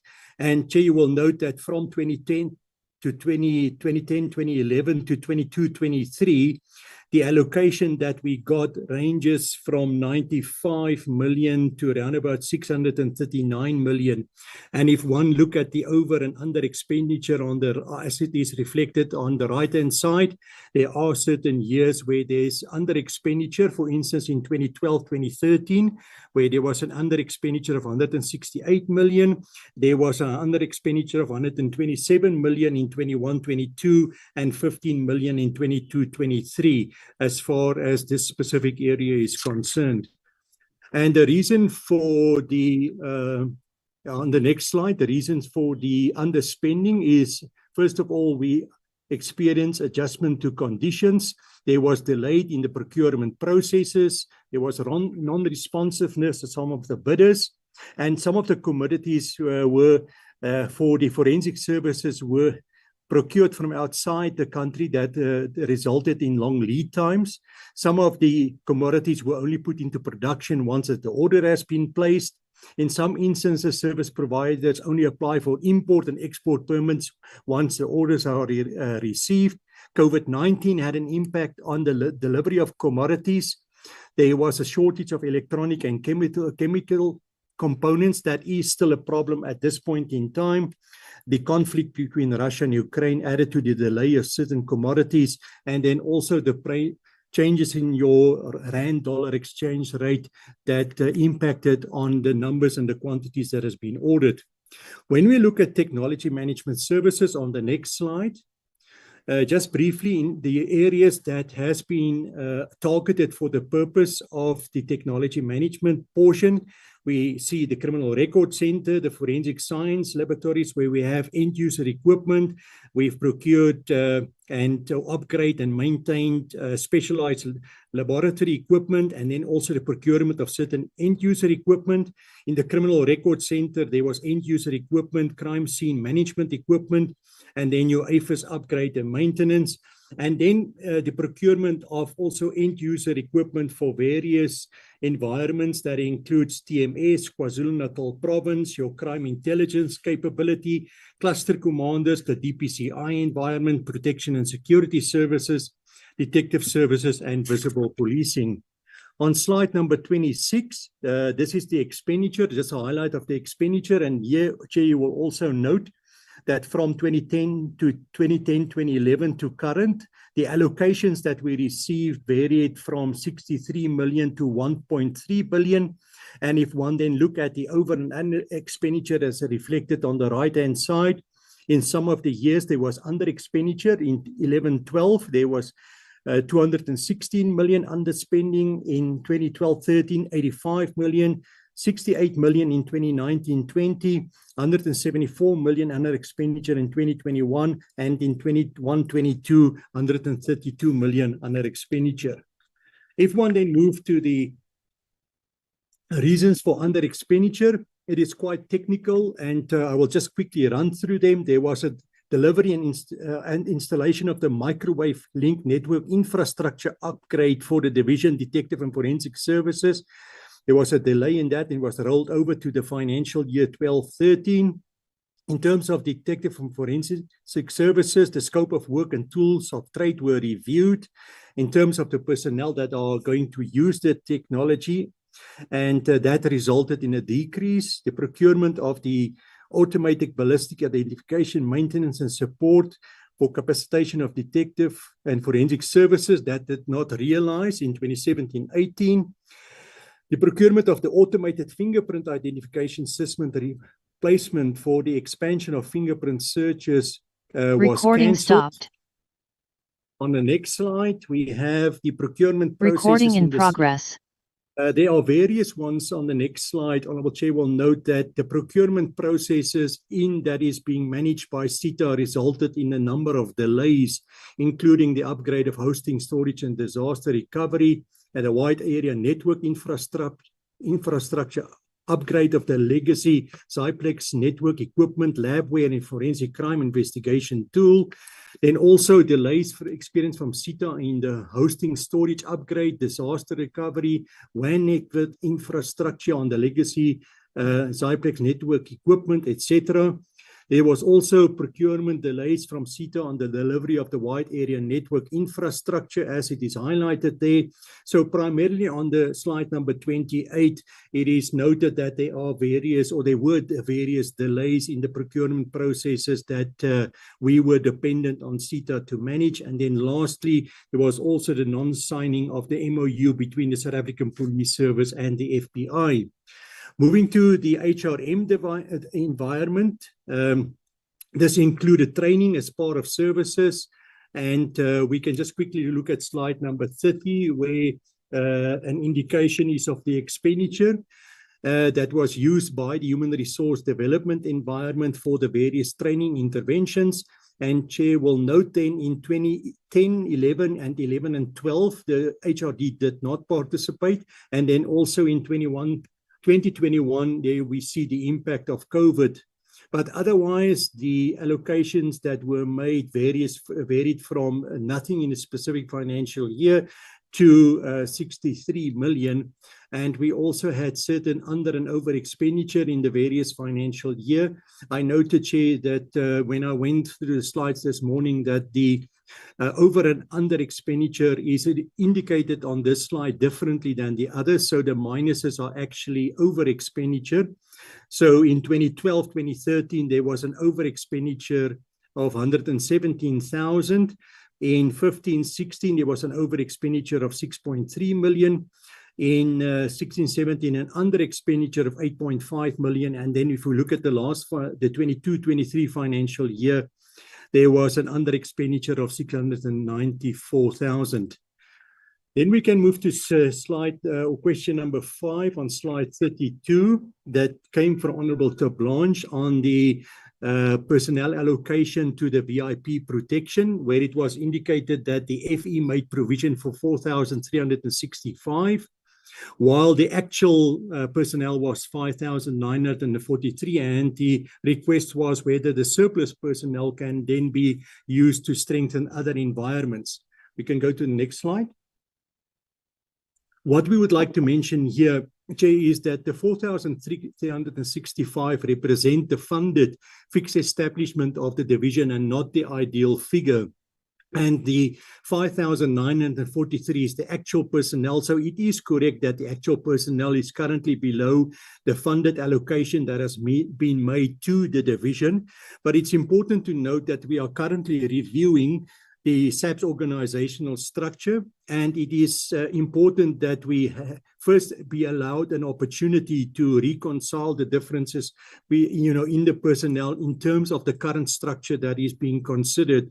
And it will then be ideal once the new structure has been approved and the alignment has been made and the fixed establishment of that environment is considered, that we be allowed at that time to look at the relocation of personnel, because it might have an effect at the moment that we might have to reverse some of the decisions if the fixed establishment is adjusted after the approval of the structure. We can go to the next slide.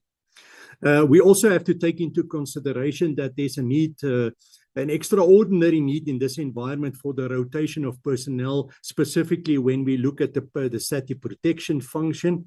And just as far as the last part of it is concerned, when we are looking at the capacitation of the detective and visible policing environment, we are currently addressing that by means of the current recruitment processes, as well as the re-enlistment of former detectives. Question number 6. That was raised by the chairperson about the police stations that are taking too long to complete, and the honorable chairperson referred to Gapane police station. Now, in response to that, on slide number 37, it is the Bolobedo police station. It is in the greater Gapane area. And this was actually initiated and started in 2004. And when the project was registered with the Public Works, the contractor was appointed in 2018 for a 24-month period. And the initial completion date was 1st of June, and that included the demolishing of the current existing station, the renovating of houses, the renovating of staffing quarters, and then new buildings for detectives, the police station, and the cells. Now, subsequent to that, there were various challenges on slide number 38 in terms of the performance of the appointed contractor. First of all, the chairperson, Honorable Chair, there was the issue about water, where initially it was indicated that it would be available, which was not, and the contractor had to find alternative means. Community involvement in terms of the contract expectations that was implemented, but some of the people employed was not properly skilled to do the work. Then there was a delay with COVID-19, and also affecting that was the structural engineer that was absconded from the project during the process. Now, the project is currently in its final stages, and it is expected to, initially it was expected to be concluded by 31 October 2023. There are still a couple of problems. The provincial commissioner, Public Works, and representative from the office of the DIVCOM visited the site, and it was then estimated that the project will be completed by the 21st of November, but unfortunately that was not the case. So there are still some technical issues as far as the building is concerned. The provincial commissioner indicated this morning, for instance, the electricity in terms of the lights was not working in the building. Then the next question, number 7, the chairperson asked about vehicles that were donated, and we indicated that the Premier announced that he donated more than 1,000 vehicles to the South African Police Service. And how do we account for that? The next slide. Over the 3-year period, 2021 to 22-23, Chair, we have received a total of 220 vehicles from community safety in Gauteng province. They were all accounted for in the SAPS asset register and included on our PAS system, and they were also mentioned in the annual financial statements of the department. Question number 8 talks about the structure of the SAPS. We can move to the next slide. What we have indicated there, Chair, is that we did brief the committee on the 15th of November that we are currently consulting. It was also mentioned in the minutes this morning, and we will present the final structure as soon as it's completed. Then question number 9, there was a request on what we are doing to address kidnappings in the Eastern Cape, and then also with reference to progress and successes. We have so far made a total of 36 arrests for kidnapping involving ransom, demands, extortion in the Eastern Cape. There's a dedicated task team that's currently addressing to that, and these investigations are currently in process, and we will report to the committee once concluded. Question number 10 is about that followed the presentation that was made by IPID, where the members raised concern about the numbers of deaths in SAPS custody, and asking whether we are sending detainees for medical attention when they are brought into the police stations. On slide number 51, it is noted, Chair, that the Honourable Chair, that a total of 92 persons in custody died in hospital under the SAPS guard. And this includes persons who were ill and those who sustained injuries prior to or while in detention. We actually have a national instruction that regulates the medical treatment and hospitalization of persons in custody.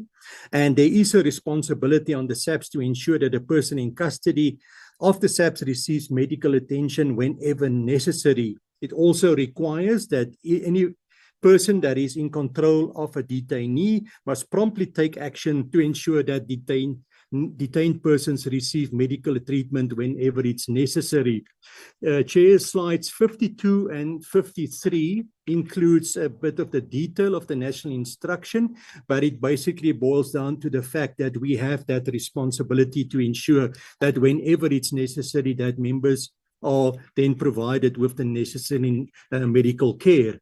Chair, thank you. That is the presentation on the 10 questions that were given to the department that we wanted to report progress on. Thank you, Honourable Chair. Thank you so much. Honourable members will do all the presentations. Then let me consider first what should we do. Can I request members that have questions or that wants to have an input with regard to the SAPS presentation to engage on it?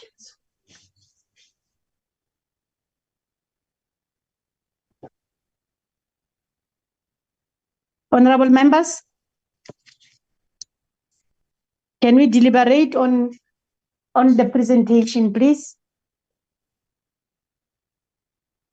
Are we all covered? Am I audible? Honorable members? Yes, we are covered and you are audible, Honorable Chair. Okay. Thank you so much. That's the response on the presentation with regard to questions or follow-up questions that we had. I believe that since members don't have any input, it means that they are covered with what is being presented. Then let's go to the next presentation.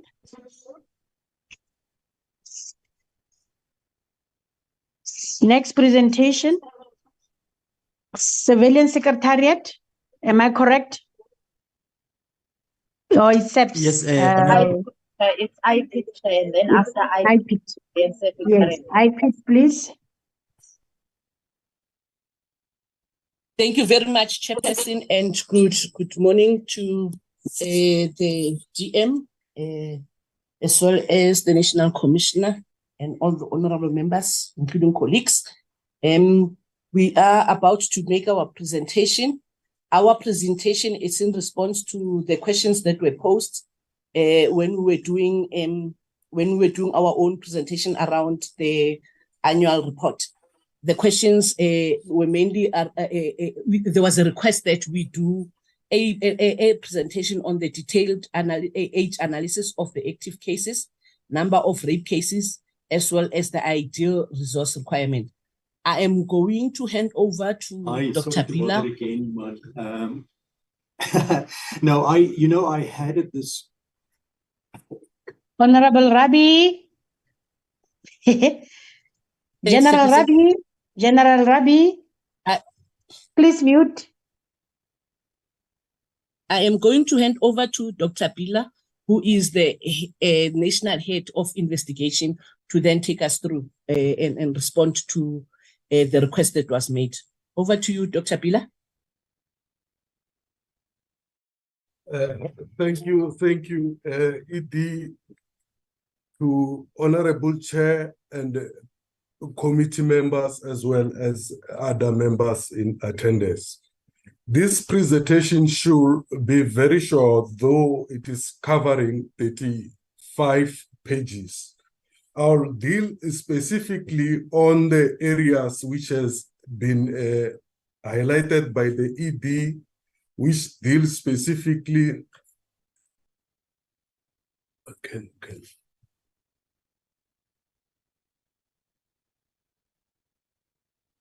There is a technical challenge. My slide is not, now I'm covered. Sorry about that, Honorable Chair. I'll cover these areas: purpose, challenges, overall workload picture, assault, discharge of firearm, and rape matters in response to the question as raised, overall workload per district, expansion strategy proposition. This setup of presentation is necessitated by the fact that we are mainly responding to the question of what is an ideal resource requirement, other than the other questions which we will also respond by the way. And I've already dealt with the purpose. This is some of the challenges. We are currently having just above 13,000 cases in the form of backlog, and that exclude cases which are of the current financial year. Averagely, we receive 5,000 cases per annum and complete 4,000 averagely. And that will talk to the incremental growth of 1,000 year in, year out. There are 28,000 plus cases which are post-decision monitoring cases, which we have at our disposal. Recording stopped. Just to give a clear view of what I was talking about, the total active workload talked to just below 18,000 when we include cases of the current financial year, and as well as those brought forward. And we're also servicing this recording in progress. Just below 29,000 cases, leading to overall workload of just above 46,000. And it will be very interesting when we come to the number of investigators when one computes the overall workload. This is what I've spoken about earlier on in the introductory remarks, Honorable Chair, which talks specifically to an increase in active workload per financial year. And when you look into the financial year 2020-21, we were sitting at just above 15,000, and incrementally in the following financial year, which is 2021-22, there was a growth of some kind to just closer to 17,000. And in the previous financial year, as the year closed, then we were overheating closer to 18,000. And that represents incremental growth of over 1,000 year in, year out. And recording stopped. And wherein I will also cover later in my presentation is where are these cases concentrated in the main. They are in the Eastern Cape, Gauteng, KwaZulu-Natal, as well as Western Cape in a majority.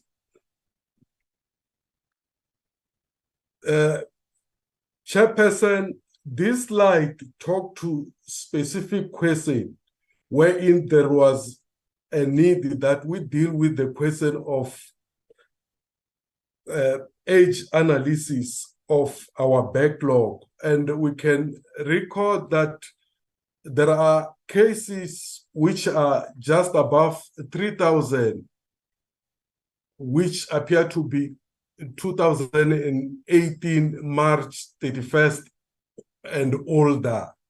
And there are cases which are between 2018 March 31st to 2020, which are also around that region insofar as a number.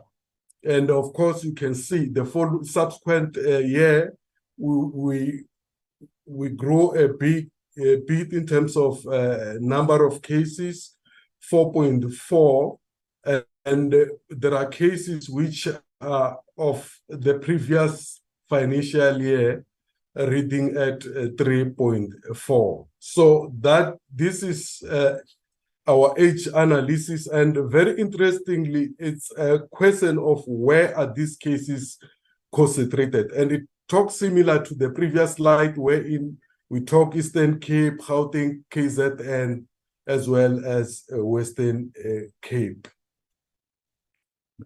This slide, Honorable Chair and committee members, talk to decision-ready cases, which stem to completion of cases.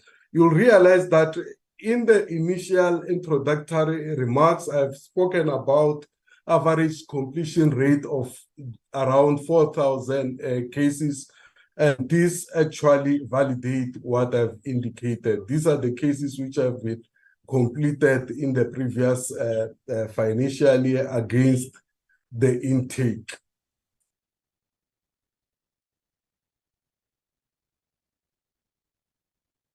There was a question of, in the event we do away with section 28, subsection 1, F as well as C, what will be the ideal picture? We have tried to compute numbers which talk specifically to assault as well as a discharge of a firearm. But very critical to note in this slide is that the assault part is inclusive of a GBH, which even if the bill is to be approved, we will not do away with. And if we were to remove those, then averagely the 84 which you see there could become 72% if we were to exclude the GBH. And it goes to the subsequent year, which is 21, 22, then the 78 which you see there can come closer to 72 if we were to reduce assault GBH within the population of assault cases. Then similarly to the previous financial year, the computation can come to 72%. So meaning that I will also talk to the fact that on a straight line, it might look like if we do away with assault as well as discharge, IPID will be having lesser number of cases. But when one take into account that there is already a backlog to the tune of around 14,000 cases, then, and also computing the fact that our completion rate per annum is 4,000 cases, that reflects that it can take 4 to 6 years to deal with the workload at disposal. Recording in progress. Even if we were not to any similar cases as identified in the proposed bill. But there is another variable which I think is critical to talk about, which talk to expansion, which is necessary. And that divorces the fact that a reduction of C and F will be a positive spin-off, because we are going to, out of expansion, get more cases. But I'll talk to that when I talk to slides which talk specifically to proposed expansion. This slide, Honorable Chair, talked to the question which was raised in relation to how many cases of rape do we receive as IP.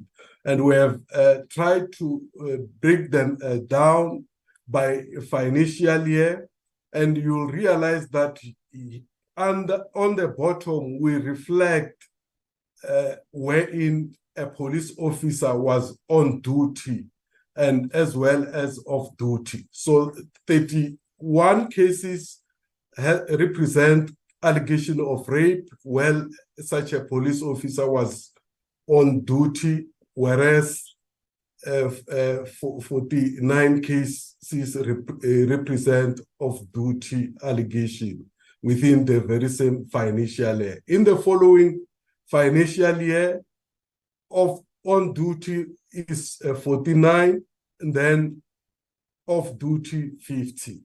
And then in the previous financial year, we break down these cases with 43 being on duty, as well as 79 being on duty. And here we're talking about allegation of rape, which is not a conclusive kind of perspective of actual rape.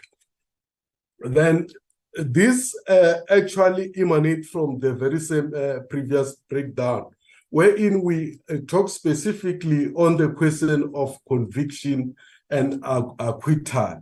Then we'll realize that during the financial year 2020-2021, we had 2 convictions and 2 acquittals.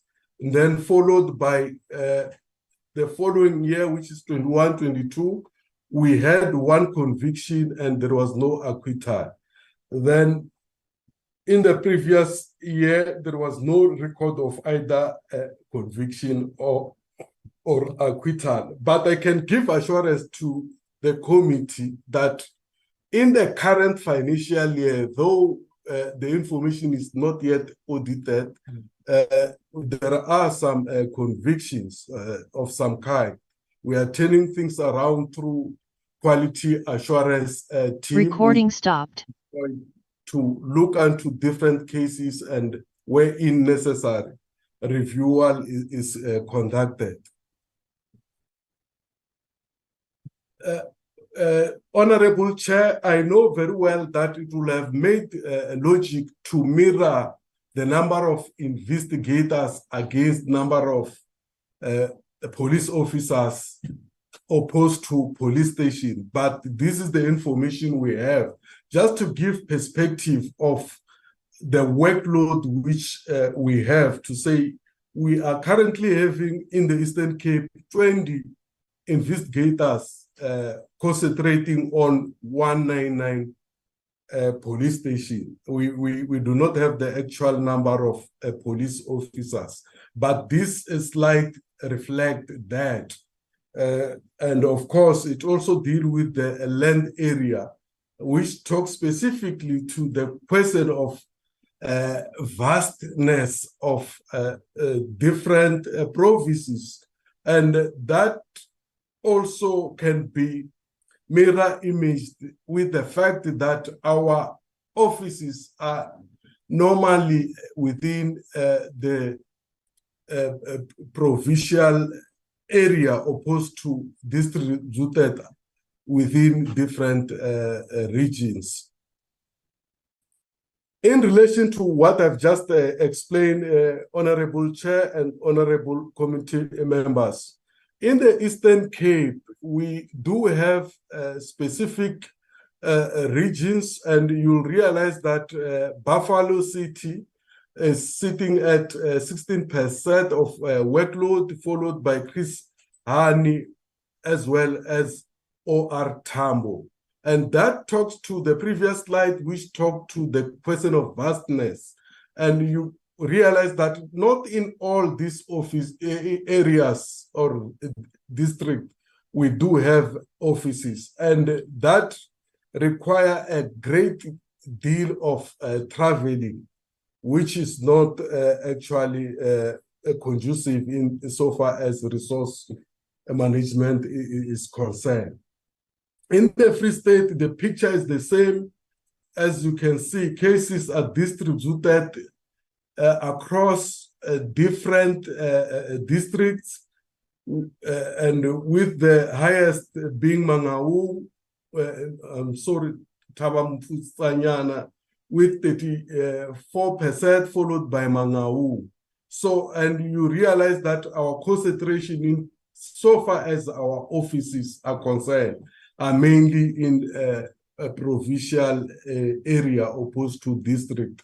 Then it undermines accessibility of our services. Similarly, with Gauteng, we are not having footprint throughout the province. And you get to realize that Gauteng is having 10,000 cases that is active, as well as PDM cases combined, being the highest provinces with higher number of cases. There are only 33 investigators within Gauteng, and averagely it undermines case allocation per capita, because you find that one investigator is having 250 cases against international standard, which reads at between 60 to 80 per capita. So there are abnormalities insofar as such is concerned. I will not go through province by province, but high level I've given already. Then there is a summary of a slide which talked to what I was talking about. And this is the slide which talked to workload against number of investigators. Then in the Eastern Cape, 4,975 cases with only 20 investigators. When we go to KZN, we are sitting with 7,722, only 24 investigators. And with Limpopo, there 2,385, only 17 investigators. So a very, very disturbing is Western Cape, just above 9,000 cases, only 28 investigators. Then now we come to the proposed or the ideal resource requirement, which of course the central point of this presentation is centered around. This proposal has to do with what we consider to be a resource requirement at bare minimum, very bare minimum. And you have already observed the distribution of cases per different district within different provinces. But our prioritization are Eastern Cape, Gauteng, KZN, as well as Western Cape. We have exercised this on what we describe as accurate modeling, modeling which is informed by the actual numbers. And we are proposing 13 additional offices, which is a requirement at bare minimum. And each and every office to have at least a head as an assistant director investigation, 2 investigators at level 7, and admin clerk. So that is what we are recommending, and also other additional support requirements to the tune of 91,454,000. And additional resources, because the Honorable Chair, we deal with, in some instances, very complicated cases, and one will reason that it might require a specific set of skill set And we are also proposing the very same skill set so that we be able to strategically reposition IPID to actually fulfill its mandate fully. It will not be prudent, Chairperson, wherein we are to find a very complicated case and now we run to DPCI for assistance. We will be actually divorcing our mandate because actually we should be able to be independent in the true sense of the word. So hence we propose capacitation insofar as this skill set.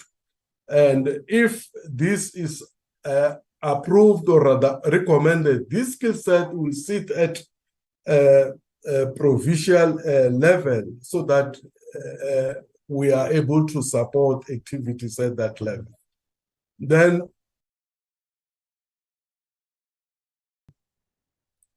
call center. So we propose this skill set insofar as call center is concerned.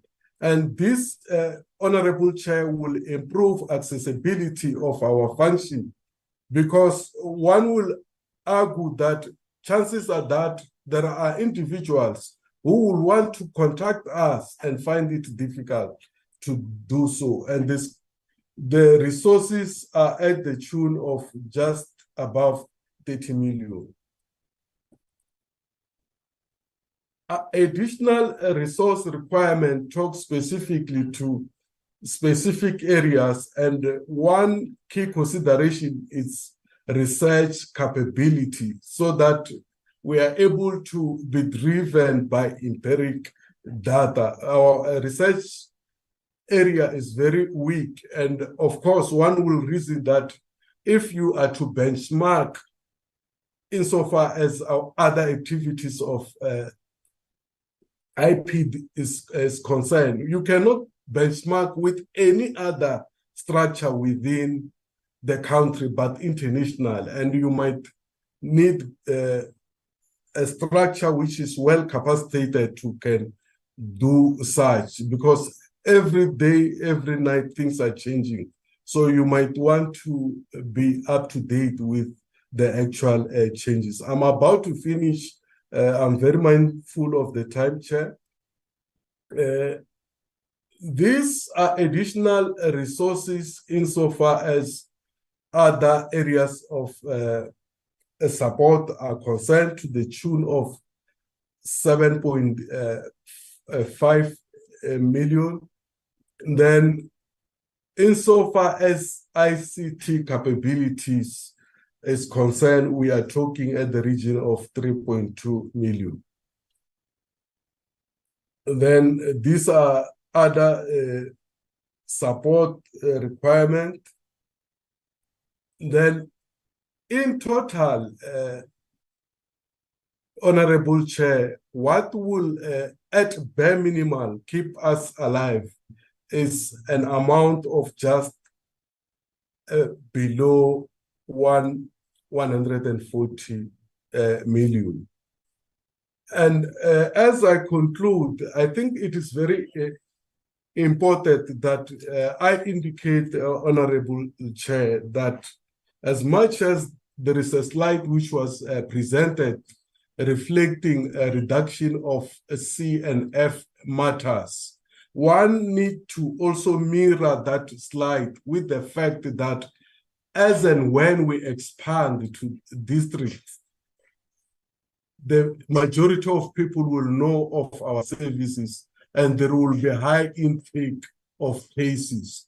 And also taking into account, very critical, Honorable Chair, the fact that even if those cases which are C and F are not to be received in future, we are having a workload of around 14,000 active cases, which came as in the form of brought forward, which can take us 4 to 6 years to conclude. So there are other variables which need to be taken into account. Honorable Chairperson, I thank you. Thank you, Chair. Thank you. Okay, thank you, Chair. This is our submission. Thank you. Thank you so much, Edie. Thank you for the presentation. Is there any member that would like to make a comment or maybe to ask a question regarding the presentation?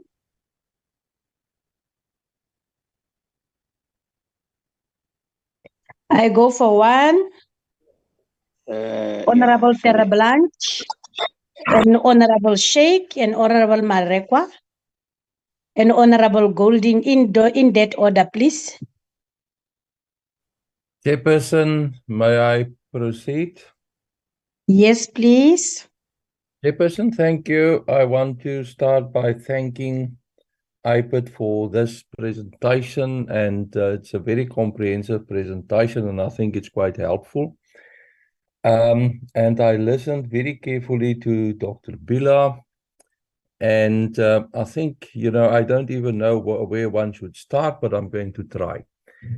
Chairperson, I think that, obviously this situation cannot be allowed to go on any further, because obviously IPID, currently cannot cope with this immense growing backload, or backlog.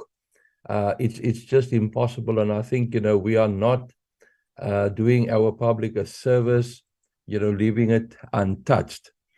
But I think that what is also important, Chairperson, I think that one should start, right from the beginning again. I think that the whole responsibility, the mandate of this department should be revisited. And, obviously, it will have to be tailor-made for what exactly it was meant for. At the moment, as I said, they are not getting anywhere. And I mean, they are not playing the role that they were supposed to be fulfilling.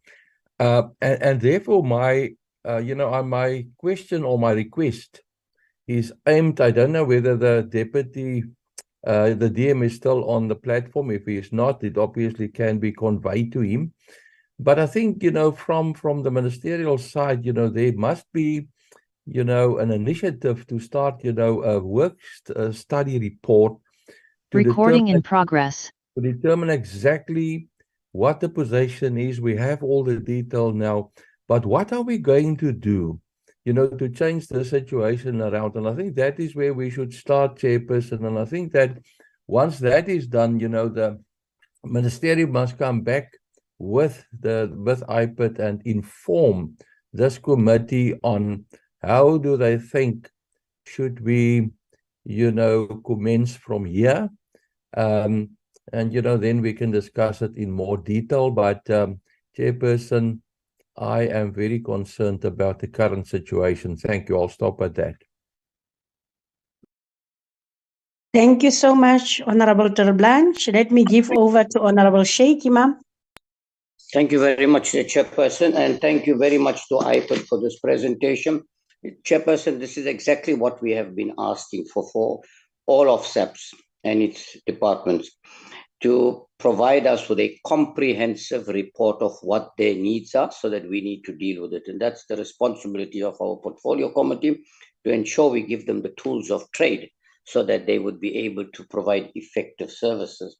Now, some of the questions I have for them: what have you got in mind in terms of succession, or in terms of the number of recruitment, of course, based on the fact that a lot of officers are being taken away by the private sector? Some of them are retiring, and the death rate amongst police officers is extremely high. Just in the last 4 days, 4 officers have been killed. So can you tell us what additional process you've got? And then what criteria are you using to recruit? And what are you doing to sustain these skills and this experience that you have amongst them? That's the first thing. Secondly, to make the working environment for these officers conducive, so that they could, work and perform optimally based on the fact that they are taken care of. And that talks about benefits, accommodation, how far do they stay From where do they work? How do they travel? Public transport. People are living in shacks. Police officers are vulnerable and they're getting gunned down. So that's the second thing. You talk about specialized positions and you have given us an indication of what your requirements are. I think I just alluded a little to it earlier on in terms of skills. How do you have some kind of training program or workshop program to be able to do that? And would you consider at some stage, and I know SAPS has agreed to this, Chairperson, of introducing policing in the curriculum of basic education so that you attract the right kind of people who want to be police officers, who want to investigate, and who love it, they have a passion for it, who will want to stay there. Of course, you have to pay them well to retain them. I'm asking that because if you saw what happened in the recruitment process, Chairperson, we've been there, we visited, we knew what happened. Some of them have taken up the offers, came there, and a week later went away, they got other jobs. So we're wasting a lot of money as far as that is concerned. So if you can just tell me as far as that, what are you going to do about it? Now, the other, and I see you've listed a whole lot of things that you need here. As far as the accommodation is concerned, Chairperson, we discussed this matter for many years, and we found that Public Works is not doing justice to the South African police services and other departments. They don't understand the dynamics of police stations and centers of this nature. I don't know, to what extent I put through SAPS or whatever it is an engagement with them, because we agreed at some stage that maintenance and all these kinds of security arrangements all should now become the domain of the SAPS itself, and in this case, IPID in any case. And of course, you were saying you needed money for ICT. Is this now you're talking about to have one national database so that you'd be able to communicate with all your authorities? However, I want to say that if you're going that route, I plead with you, please don't let it be done through CETA. You can see what is actually happening with Home Affairs currently. But my interest is that how you're going to prevent your police officers, providing them additional security as well, to ensure their safety given the kind of work that they are doing. Thank you, Chairperson.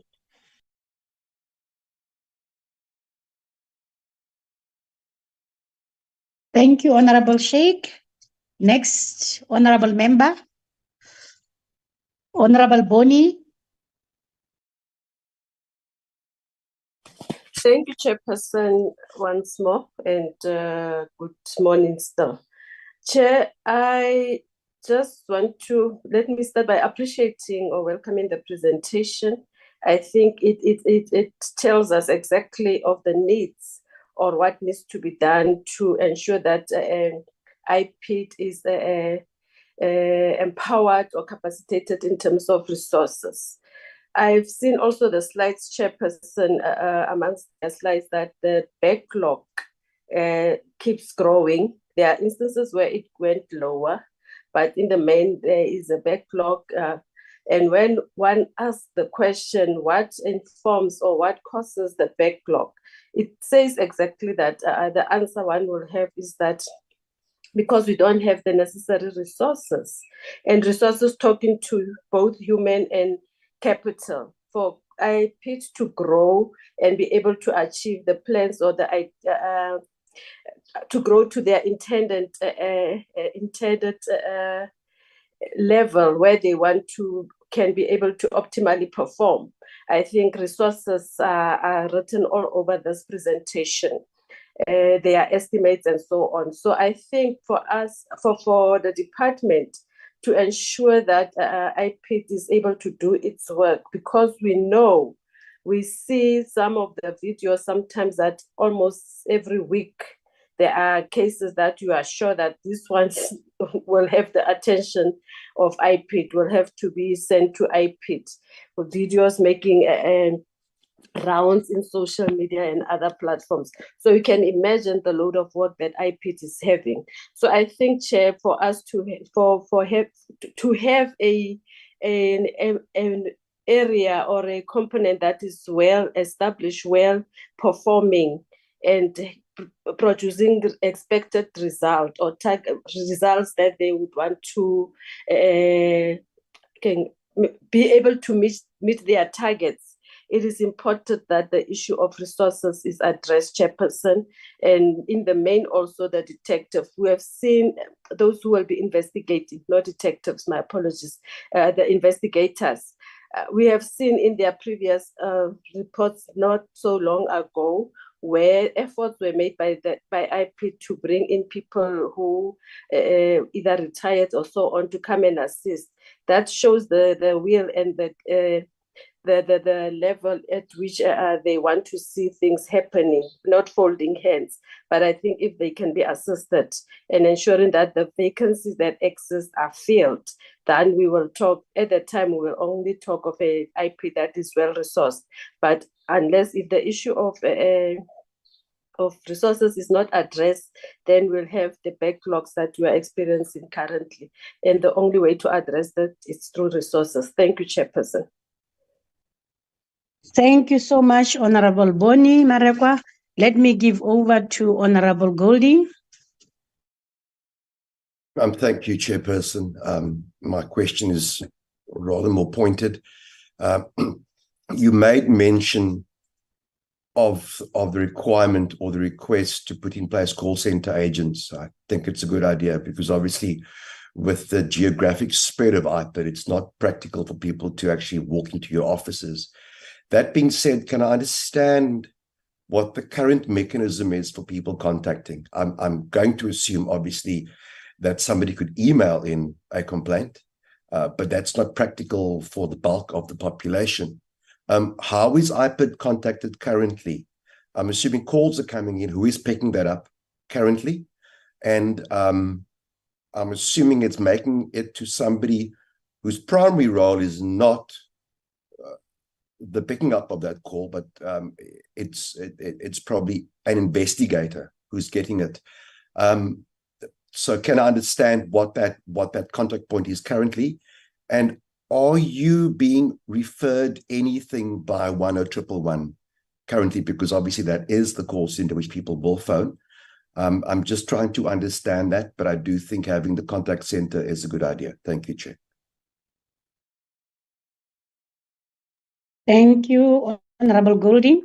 Honorable members, I think all of you've made your inputs, and I will request a response or maybe an input also from my pit. Let me give over to the ED. No, Thanks, Chairperson. Chair, I don't know what is wrong. You can't see my hand. Can you hear me? Okay. Yeah, I can see it now, Honorable Okay. Perike. Can you take a platform? Thank you, Chair. I'm going to be brief. Yes. I'm going to be very brief. Obviously, Chair, I'm a type of person that think always practical, empirically, and then the committee here is an oversight committee. IPID is an oversight body, and the police, as I understand it, in my own mind, is the department that executes the work on the ground. And IPID is also now still in the structure of the police. Recording stopped. Obviously, there will be some Recording kind in of progress. some kind of uneasiness because you are in the same department as IPID, but you also investigate the same guys that you call your colleagues. This is where the independence is coming in. But I want to understand, Madam Chair, with regard to the resources, did IPID do a presentation one way or the other to the police executive or ministry? And if they have done that presentation to them, what is their attitude, their approach towards the request of IPID? Look, the executive of police, the executive of the authority of the police, they hold the purse at the moment. They allocate the budget. They know where the resources go. So what is their attitude? And what do you think? How can this committee be, over and above the presentation, how can the committee be of assistance to realize the objectives that you just put there in terms of resources? Because obviously the committee is not an executive authority, but what do you think can be done through the committee? I am very fond of the independence of IPID. If you don't have an independent body and a watchdog, things may deteriorate within departments. So you've got to have a watchdog, to play that scrutinizing role and so on. But obviously there's some hostility in many instances. How can we as a committee assist, and what was the attitude of the police executive? I know that in the last 2-3 meetings back, we have toiled around with numbers of 100 million rand to be allocated in order to secure your effectivity, for that matter, or independence. What do you propose? I mean, you must speak to us as IPID so that we know how to pursue this agenda. Thank you very much indeed, Chairperson. Thank you so much. My apology to you, Honorable Gerike. I'll give over to Honorable Masuku. An apology to you. I did also not see your hand. Over to you, Honorable Masuku. No, thanks, Chair, and I appreciate the report from IPID. It's just to ask, because the other areas were covered by other members. It's just to ask whether IPID has had an opportunity to do an analysis of the nature of the problems that they are dealing with. And I'm asking that because also the other way of dealing with the problem, it might be that they are dealing with on the punitive side, and only to find that the issues that are happening is because there are causes on the behavioral side of the police. That might need to be attended to by SAPS in terms of dealing with the various things like conditions and stuff that may be affecting the behavior of the police. I'm just asking whether they have an analysis of the nature of the cases. The nature of the cases, and is the feedback that is going into the SAP that says these matters that we're dealing with, yes, they are supposed to be punitive. They are it's impugning, but there might be other. They might need to deal with other factors. The other one that I want to do to check with is. These cases, because they are growing, and the numbers and that of investigators that are supposed to deal with them might be limited. It's IPID also considered a way of having a two-stage, a preliminary clearing up of all the cases, because when we report as public people, sometimes we may report a matter that is not necessarily requiring an investigation, requiring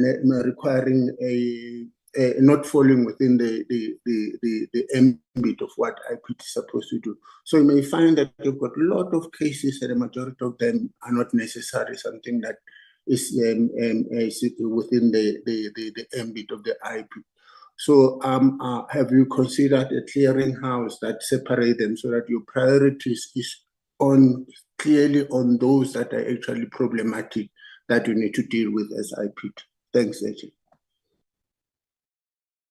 Thank you so much, Honorable Masuku. I think we've concluded all the hands that were raised. Now I'll give over to the ED to take us through the response or maybe the comment. Over to you, ED. Thank you very much, Chairperson, and thanks to the honorable members for the questions raised. What I've picked up is that it's mostly comments that were made by honorable members, but I will strive to respond to some, but I'll also ask my colleagues to also come in to assist in responding to some of the questions.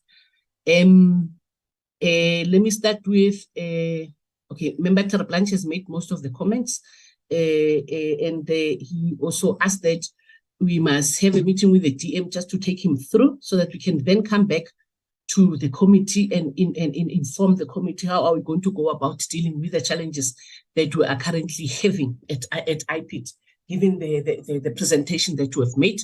We will certainly meet with the DM as well as the minister on the request made by Member Teraplanch to deal with the challenges that we've raised, as well as the resource constraints and what we propose as a solution to deal with the challenges of IPID. With regards to Member Sheikh Man, I'm not so sure whether the questions were directed to us or to SAPS, but what I can pick up, what I can single out of the questions or comments that were made, there was a question around ICT. Do we have ICT nationally? Yes, we have ICT at national office, but unfortunately for all the 9 provinces, they are relying on us as national office to assist with ICT. If we can have money or resources, we will certainly make sure that all offices are capacitated with an ICT person to assist, because the challenge is when the system at national office collapses, all provinces are affected, such that it delays in the uploading of some of the cases in provinces. So we will definitely appreciate if we can have some resources set aside to make sure that we capacitate our ICT in all the 9 provinces. With regard to Member Marekwa, she asked questions around what causes the backlog to grow. I must indicate, Member Marekwa, we are experiencing challenges here because cases are growing as a result of every day getting new cases, every day sitting in the internet or calls that are coming through. And if you look at an estimation of our own cases per investigator, it's a lot, I must say. If you look at Gauteng on its own, one investigator is carrying roughly around 250 cases. So you can imagine how is this person going to make sure that all cases are attended to. So some of them will ultimately become backlog cases. But we're not sitting and folding our arms. With the limited resources that we have, where we have savings, what we have done was to then hire retired detectives. There are 3 at the moment that we have hired to assist us in dealing with the backlog cases. And I must say that we are seeing some impact, or there are some bit of a dent in the backlog cases. But the dream is to have more to assist us in clearing the backlog. If we can have more resources, Chairperson and honorable members, the backlog is definitely going to clear up. But we're not cutting corners. I must guarantee that. We're not cutting corners. We are making sure that these investigators are thoroughly dealing with these cases, so that at the end of the day, even the complainant is satisfied with that. But let me also share with you that because some of the cases are old, by the time you call a complainant, already the complainant has lost hope. The complainant no longer wants to go ahead with the cases, with the case, and that really frustrates us. And really, we're not appreciating that. We would have loved to see us responding promptly to the challenges or promptly to cases, but because of the heavy workload that we're having, we find ourselves in that predicament where somebody has already lost trust in what we are doing as IPID. But the dream is to make sure that we push. But even the number of the contract workers, the retired detectives, it's not enough. Truly and honestly, it's not enough. We have hotspot provinces, and there are a lot of backlog cases in those hotspot provinces, and we are appealing that this needs to be done. With regards to vacancy rate, whether vacancies are filled timeously, Chairperson and honorable members, we are striving. We have set a standard of a turnaround time of 3 months. Within 3 months, the vacancy must be filled. So definitely that has assisted a lot, because then we've seen an improvement in the recruitment of investigators. And almost every time when a person submits a resignation as an investigator, what we do is that immediately we then advertise the position, so that we should not waste time and not get the person timeously. But I must say there is a major change. And the other thing is that we have procured a system, an experienced system, that also assists in dealing with the turnaround time for filling of vacancies. What it does is to Recording stopped. The system Recording does, in progress. What the system does is that it does a background check for us, a security clearance, but it definitely works with the LCRC of SAPS to make sure that the person does not have a criminal record, and that there are other issues with regards to your SACA qualifications. So the system responds within 48 hours, yet before it used to take time. Sometimes we wait for them to assist us in dealing with it. But ever since there was an introduction of that system, our turnaround time of filling in the vacancies is actually it has improved dramatically. So, with regards to members, Golding's question around the call center agents, what are the current mechanisms to be contacted? Every province, including national office, has a complaints. We call them a complaints receptionist. So they get calls. Or there are walk-ins into the offices of IPIT, where we record all the complaints or the cases, and then on the basis of that, we then dispatch those cases to various investigators. So we're currently having your complaints receptionists who are dealing with these cases. But the other mechanism, it's a toll-free number. We've got a toll-free number where people are reporting cases. So when we say we want a call center agent, we want to have a complete call center where people are responding to this to the calls coming through to toll-free number, and also tracking and monitoring whether these cases are reported. So it's important for us to get that. And then the other mechanism, we also have standby numbers in different provinces, as well as a national office, where somebody can call after hours in any province, and will be responded to, and the case will be investigated. Member Gerike was asking us about the attitude of the minister or our executive authority. I must say, remember, Member Gerike, we're under one ministry, the Minister of Police. So together with the police, we are working very well. We interact on these cases. There is a goodwill coming from the SAPS. They're also committed to root out corrupt elements within the SAPS. So we're working together with the police. So on a daily basis, we interact with police office, with the police, and dealing with some of the cases that they are brought to us. So the minister and the deputy minister will always encourage that we meet and communicate on various cases. So almost every day we get these cases and work with them, as well as the participation of various police stations. They also report to IPIT, because there's a turnaround time in which they need to report cases to IPIT. So we get that. How can the committee be of assistance with the resources? Member Gerike, we have presented, we've made requests to National Treasury. I think we've also presented here in the portfolio committee about our resource requirement. So we want support in terms of lobbying for more resources through the National Treasury.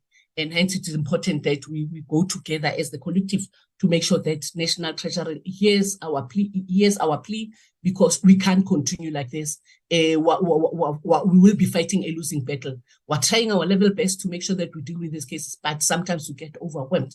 The truth of the matter is that we still need to deal with your metropolis.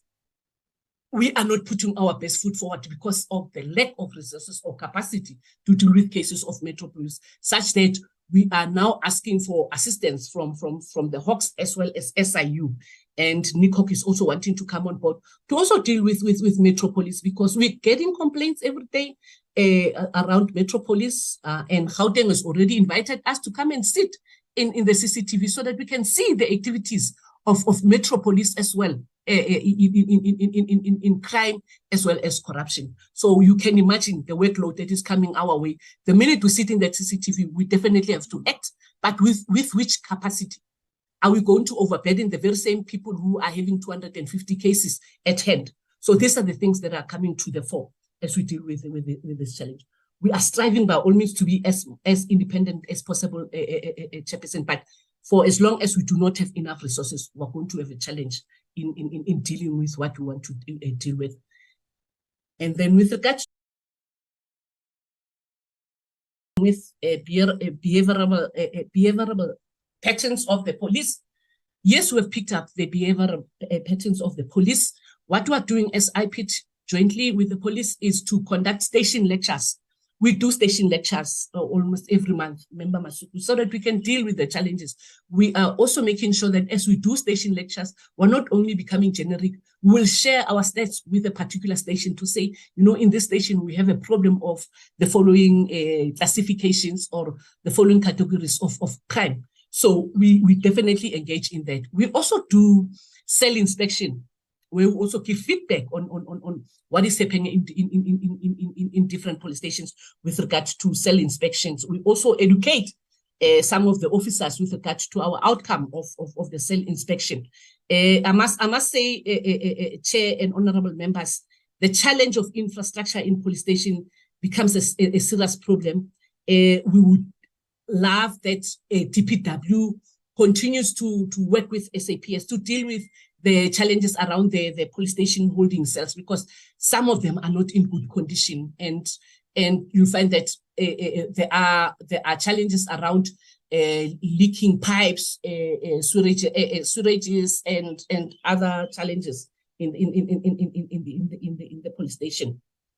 With regard to the problematic cases, Member Masuku, assault is the highest in IPIT.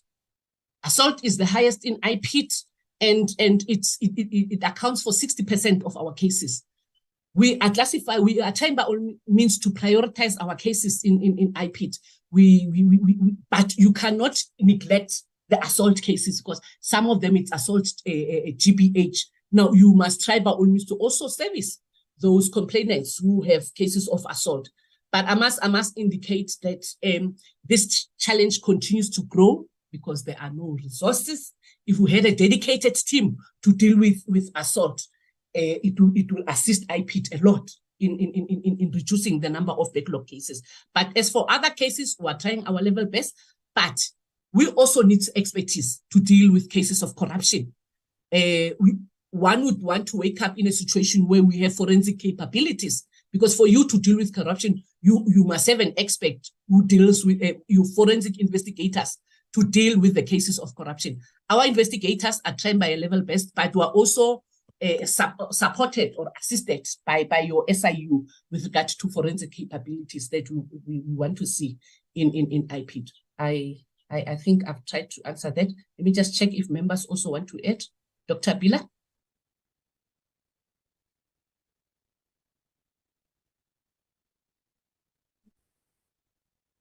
No, thank you, AD, Honorable Chair.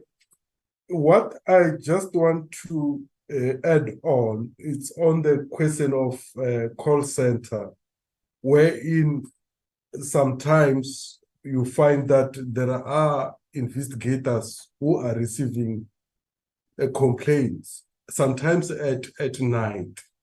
And this is a very emotional kind of situation, because the very same investigators also work on weekends without overtime being paid.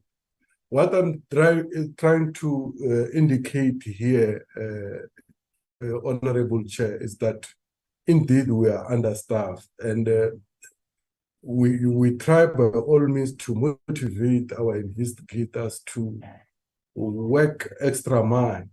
But such a strategy is not sustainable. So resources are indeed required for us to fulfill our mandate. And of course, we are glad that there is a general consensus within the committee that indeed the picture does not look good. Thank you. Over to you, Edie. Thanks, Chairperson. This is our position with regard to the questions. Thank you. Thank you so much, Edie. Thank you to the response. Honorable members, I believe you've been covered. If not, you'll make a follow-up. Honorable members, the parliamentary legal advice have requested to be excused, but then before they leave, we need to conclude with the A list. The advice that we got is that it has to be adopted on today's meeting because we dealt with it today. So I'll request honorable members, one make a proposal and the other second the proposal so that we close off the A list before we can excuse the team. My hand is up, Chair. Okay, I'm struggling here. Gomba. Yes, Honorable Gomba. Yes, Chair. I hereby move for the adoption of the A list. Thank you so much.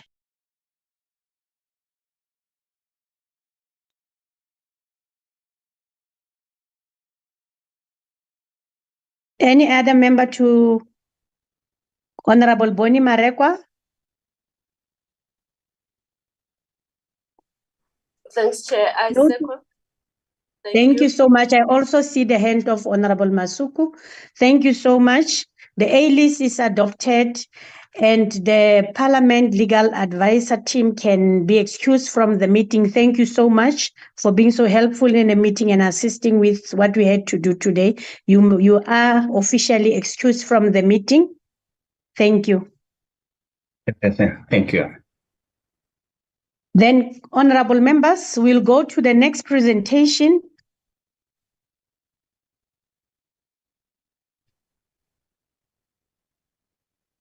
Thanks, Honorable Chairperson. We will request Ms. Itumeleng Ligwaba to lead the presentation from the Civilian Secretariat for Police Service. Thank you. Thank you, Acting Secretary. Honorable Chairperson, honorable members, Acting Secretary, National Commissioner, ED, generals, and senior managers on the platform, all protocol observed.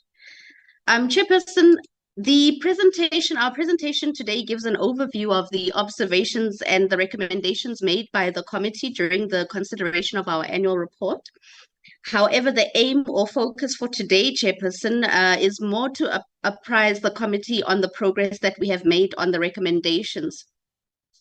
Suffice to also say that all the observations that were made by the committee will be taken into account, Chairperson, as we embark on our planning process and identify our key focus areas for the 2024-25 cycle. So with that said, Chairperson, I will, with your permission, then go straight to slide 7, which talks to the recommendations and the progress made.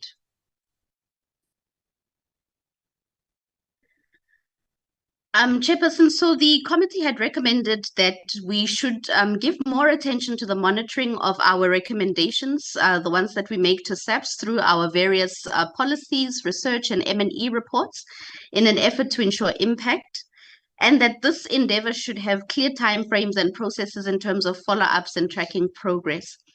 The committee also recommended that we should be more circumspect in the development of legislation in order to ensure constitutional compliance, and that we should also develop strategies that are geared towards more impact on police performance and professionalism. And lastly, Chairperson, that we should heed the call that was also made by the AGSA to improve our marketing approach and strategies in order to create awareness in terms of our role as the CSPS. So in terms of progress, Chairperson, With regard to the first recommendation, Chair, we have developed a database of CSPS recommendations, and this is to ensure that there is at least a mechanism in place to facilitate the flow of this strategic information to the relevant divisions within SAPS, and also to ensure that monitoring takes place. So the database is updated annually or biannually rather, and shared with SAP's internal audit component to ensure that monitoring takes place. And Chair, so subsequent to the engagements with our engagements rather with SAP's management, the platform for further and more comprehensive engagement or deliberations on these recommendations has been opened, and this includes at an interdivisional and at a DNC level, and also quarterly with the SAP's Board of Commissioners. So, Chair, as a department, we have viewed this as a step in the right direction, as we have previously apprised the committee about how SAPS's capacity to implement our recommendations from an oversight perspective invariably affects the performance and efficacy, rather, of policing policy. Chair, in terms of ensuring timeframes and processes for following up on these recommendations, the database itself is being reviewed to include timelines and a report back for a section or column rather, in order for SAPS to provide feedback. And also when it comes to recommendations emanating from M&E reports specifically, Chairperson, there are implementation plans and improvement plans with timelines that are also developed at police station level. And in addition, Chair, there are clear indicators at both an output and outcome level in this regard that have been included in both our APP and strategic plan for this medium-term period. Chair, I'm now on slide 10 with regard to the third recommendation.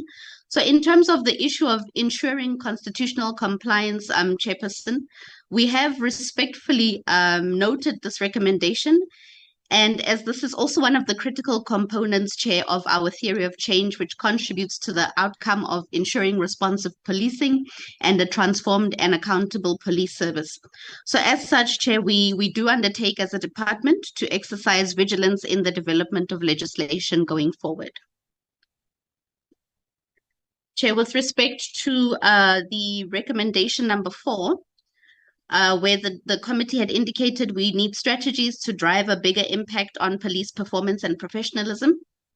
So in terms of this specific recommendation, Chairperson, there have also been assessment reports that we've received from the Department of Planning, Monitoring and Evaluation, which have reflected on our theory of change. And they've also emphasized that our strategic orientation and related performance measures, Chair, should focus on results and impact. And this is also in the context of the pertinent role that our work also plays in facilitating transformation in the police service.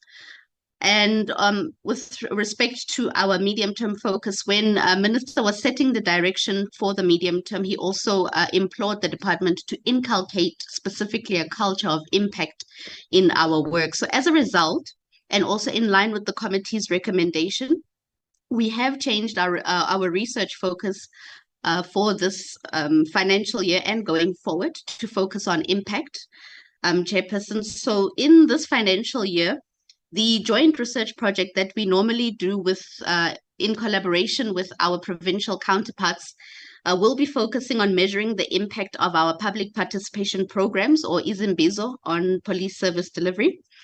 And the aim of this assessment or study is to determine the value add of our community engagements on the ground, Chairperson, and also to assess the extent to which communities are also receiving feedback from SAPS and other relevant departments on the issues that are raised in these engagements. And then in the next financial year, Chairperson, the department will also assess the extent of implementation of our recommendations by SAPS, including looking at the contributors for non-implementation thereof. And this is also in line with the first recommendation that was made by the committee. Chair, on the last recommendation made by the committee, in terms of our marketing strategies, this recommendation was also advanced by the AGSA chairperson during the 2022-23 audit. And as a department, we have commenced with the development of a costed marketing strategy in this regard. which we will consult on during the period of February to March, early next year, Chairperson. And then we are envisaging that the final strategy or the final approved strategy will be implemented with effect from April 2024 in the new financial year. Additionally, Chairperson, the item has also now become a standing item on the agenda of our monthly executive committee meetings. Chairperson, in terms of recommendations, that was all that we had received from the committee.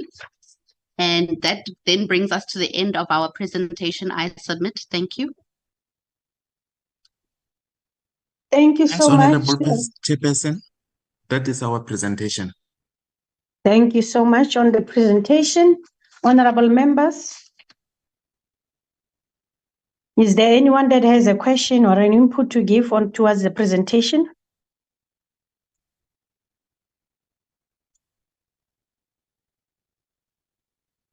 I go for 1, 2, 3. It means that members, or there's a hand from Honorable Marekwa. Over to you, Honorable Marekwa. No, thank you, Chairperson. Managed just to appreciate and note the presentation and appreciate the work that they are doing. That also to call that as much as they are making efforts, a lot more still needs to be done in making sure things are in line and going well. But we appreciate what they have presented now. Thank you, Chair.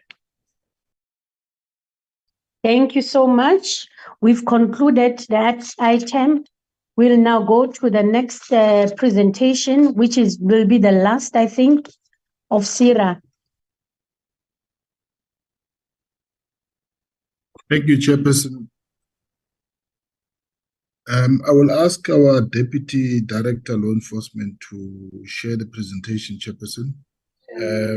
Greetings to everyone on the platform, the Chairperson, as well as members, the honorable members.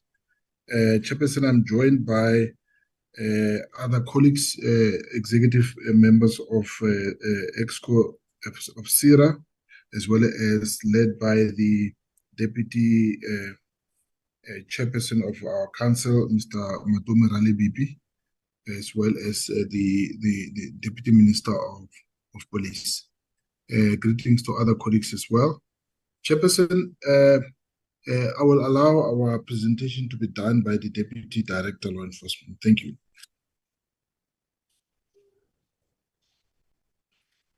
Thank you. Over to you, Deputy Director.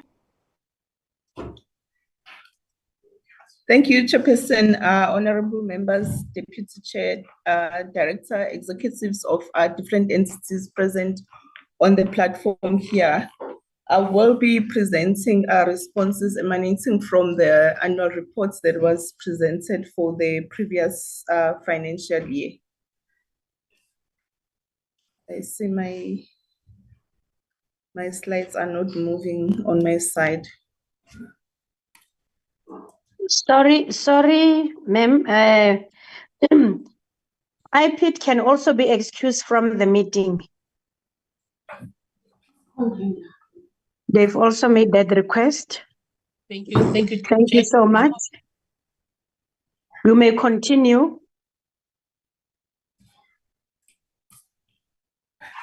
Okay, thank you, Chairperson. We have compiled a presentation trying to highlight what is it that we actually do when we conduct firearm inspections, because there was a question around the prosecutions that we have done during the last financial year on how many of those were firearm inspections. So we have prepared just this presentation to highlight what is it that SIRA actually does when it comes to firearm inspections in the private security industry. This goes without mentioning, Chair, that the Central Firearm Registry is the custodian of the firearms. So what we do as the regulator on the businesses, we check if the businesses are registered with the authority and they are indeed deploying firearms, and we check if they are licensed by the Central Firearm Registry, and we check the institutional code that they would have obtained at Central Firearm Registry when we're applying for firearms. And we take stock of the number of firearms that they have and the type of firearms that they have applied for, and the details of the responsible person and that of the director of the business.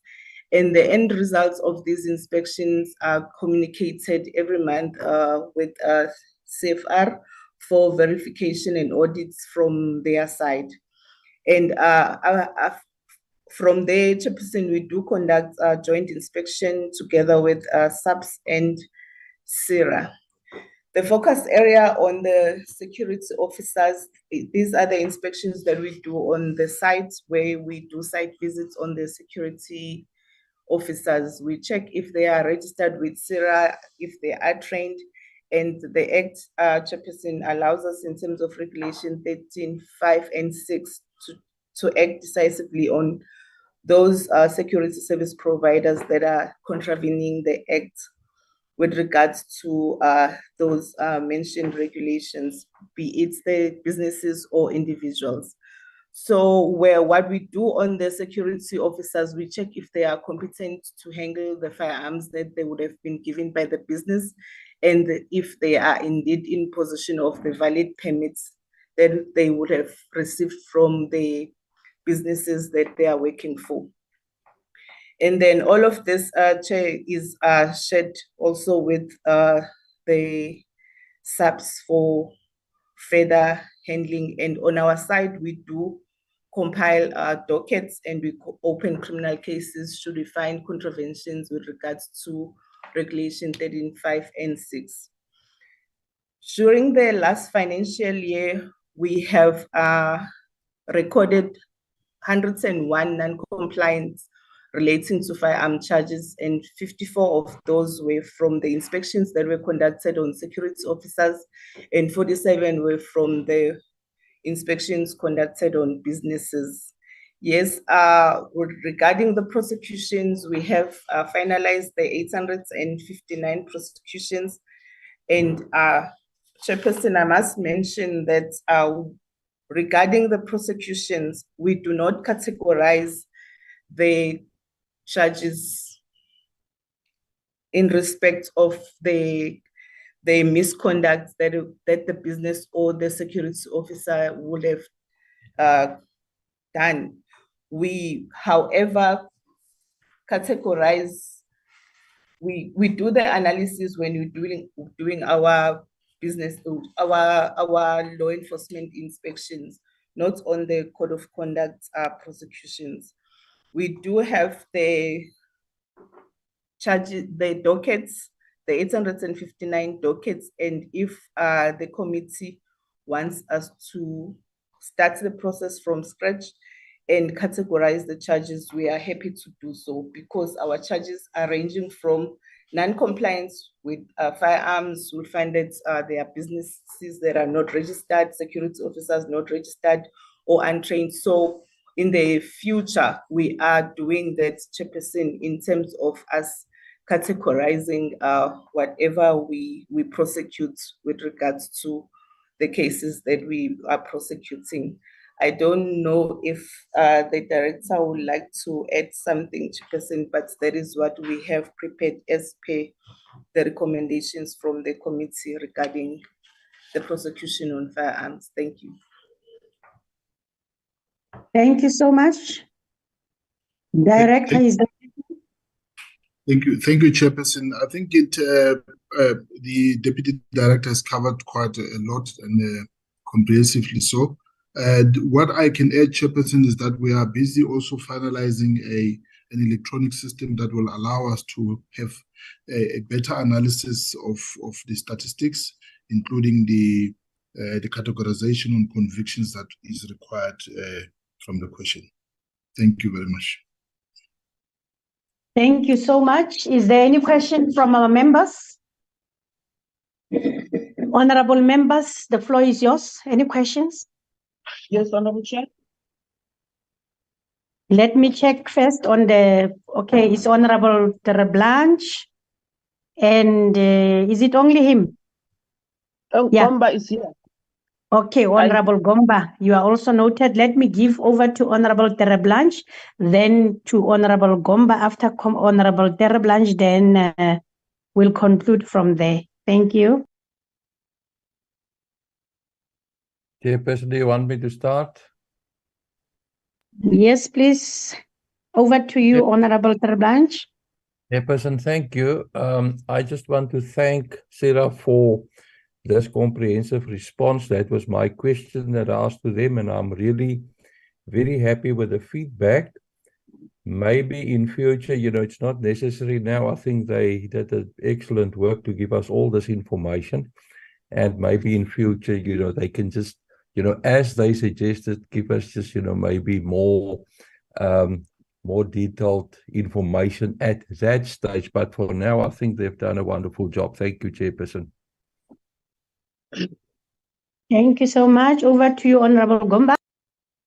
Thank you very much, Honorable Chair. I also want to welcome the report, but it's just a question of or a clarity-seeking information or question. My question here is about the inspections which are done by CIRA on businesses. Were there any instances where they found illegal arms during their inspection? And also training and development of new employees as they employ and discharge some of the employees. You find that the registered employee to the firearm is no longer there, but there's another employee who is now responsible for the firearm. Do they actually take that into consideration and the training thereof of that employee? Thank you.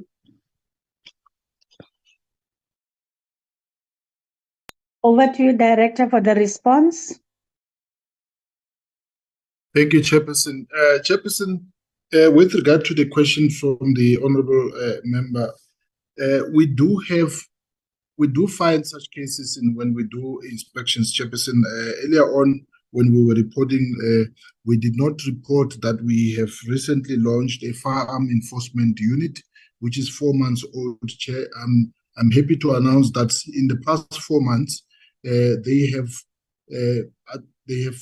worked with SAP's Flash unit and have collected 801 firearms that were found not to be in order. The categories that they are currently working on, Chair, is all those businesses that are no longer legally in possession of firearms, those that have been withdrawn from registration, and those that have been liquidated, and so on. So those are the firearms that they work on. So indeed, we also look at issues of training, as per the previous presentation, in particular issue of competence to possess those firearms, Chairperson. So that is the work that we're doing currently. Thank you. Thank you so much. I believe we've concluded the last presentation. Let me take this opportunity, Honorable DM, honorable members, and the National Commissioner and the staff, to thank you for participating in this meeting. I would also like to appreciate honorable members for your constructive and commitments towards the clause by clause that we adopted today, taking into cognizance that the DA objected to the clause by clause, of which it was the A list, but we do appreciate on the engagement that they were involved with regard to the A list, even though they could not or they did not support that, but they did have an input, which we also appreciate, and the engagement that they were engaging with regard to the A list.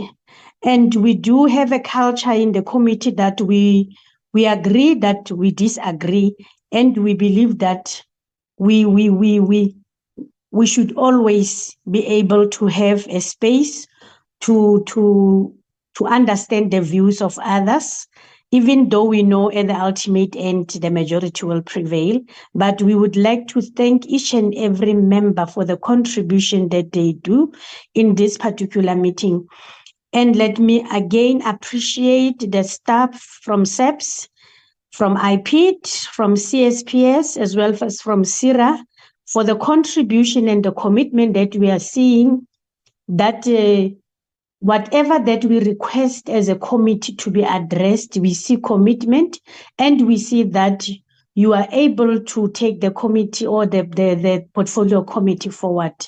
In those words, honorable members, let me take this opportunity also to appreciate Babalwa and Nicolette and the team also for really assisting us in running the meeting and everything that we are doing, because they always assist a lot. And let me appreciate each and everyone once more. And let's call it a day, honorable members. Then we'll meet next week. I thank you. Thank you, Chairperson. Thank you, Chairperson. Thank you, Chair. Thank you, Chair. Thank you. Thank you, Chair. Recording stopped.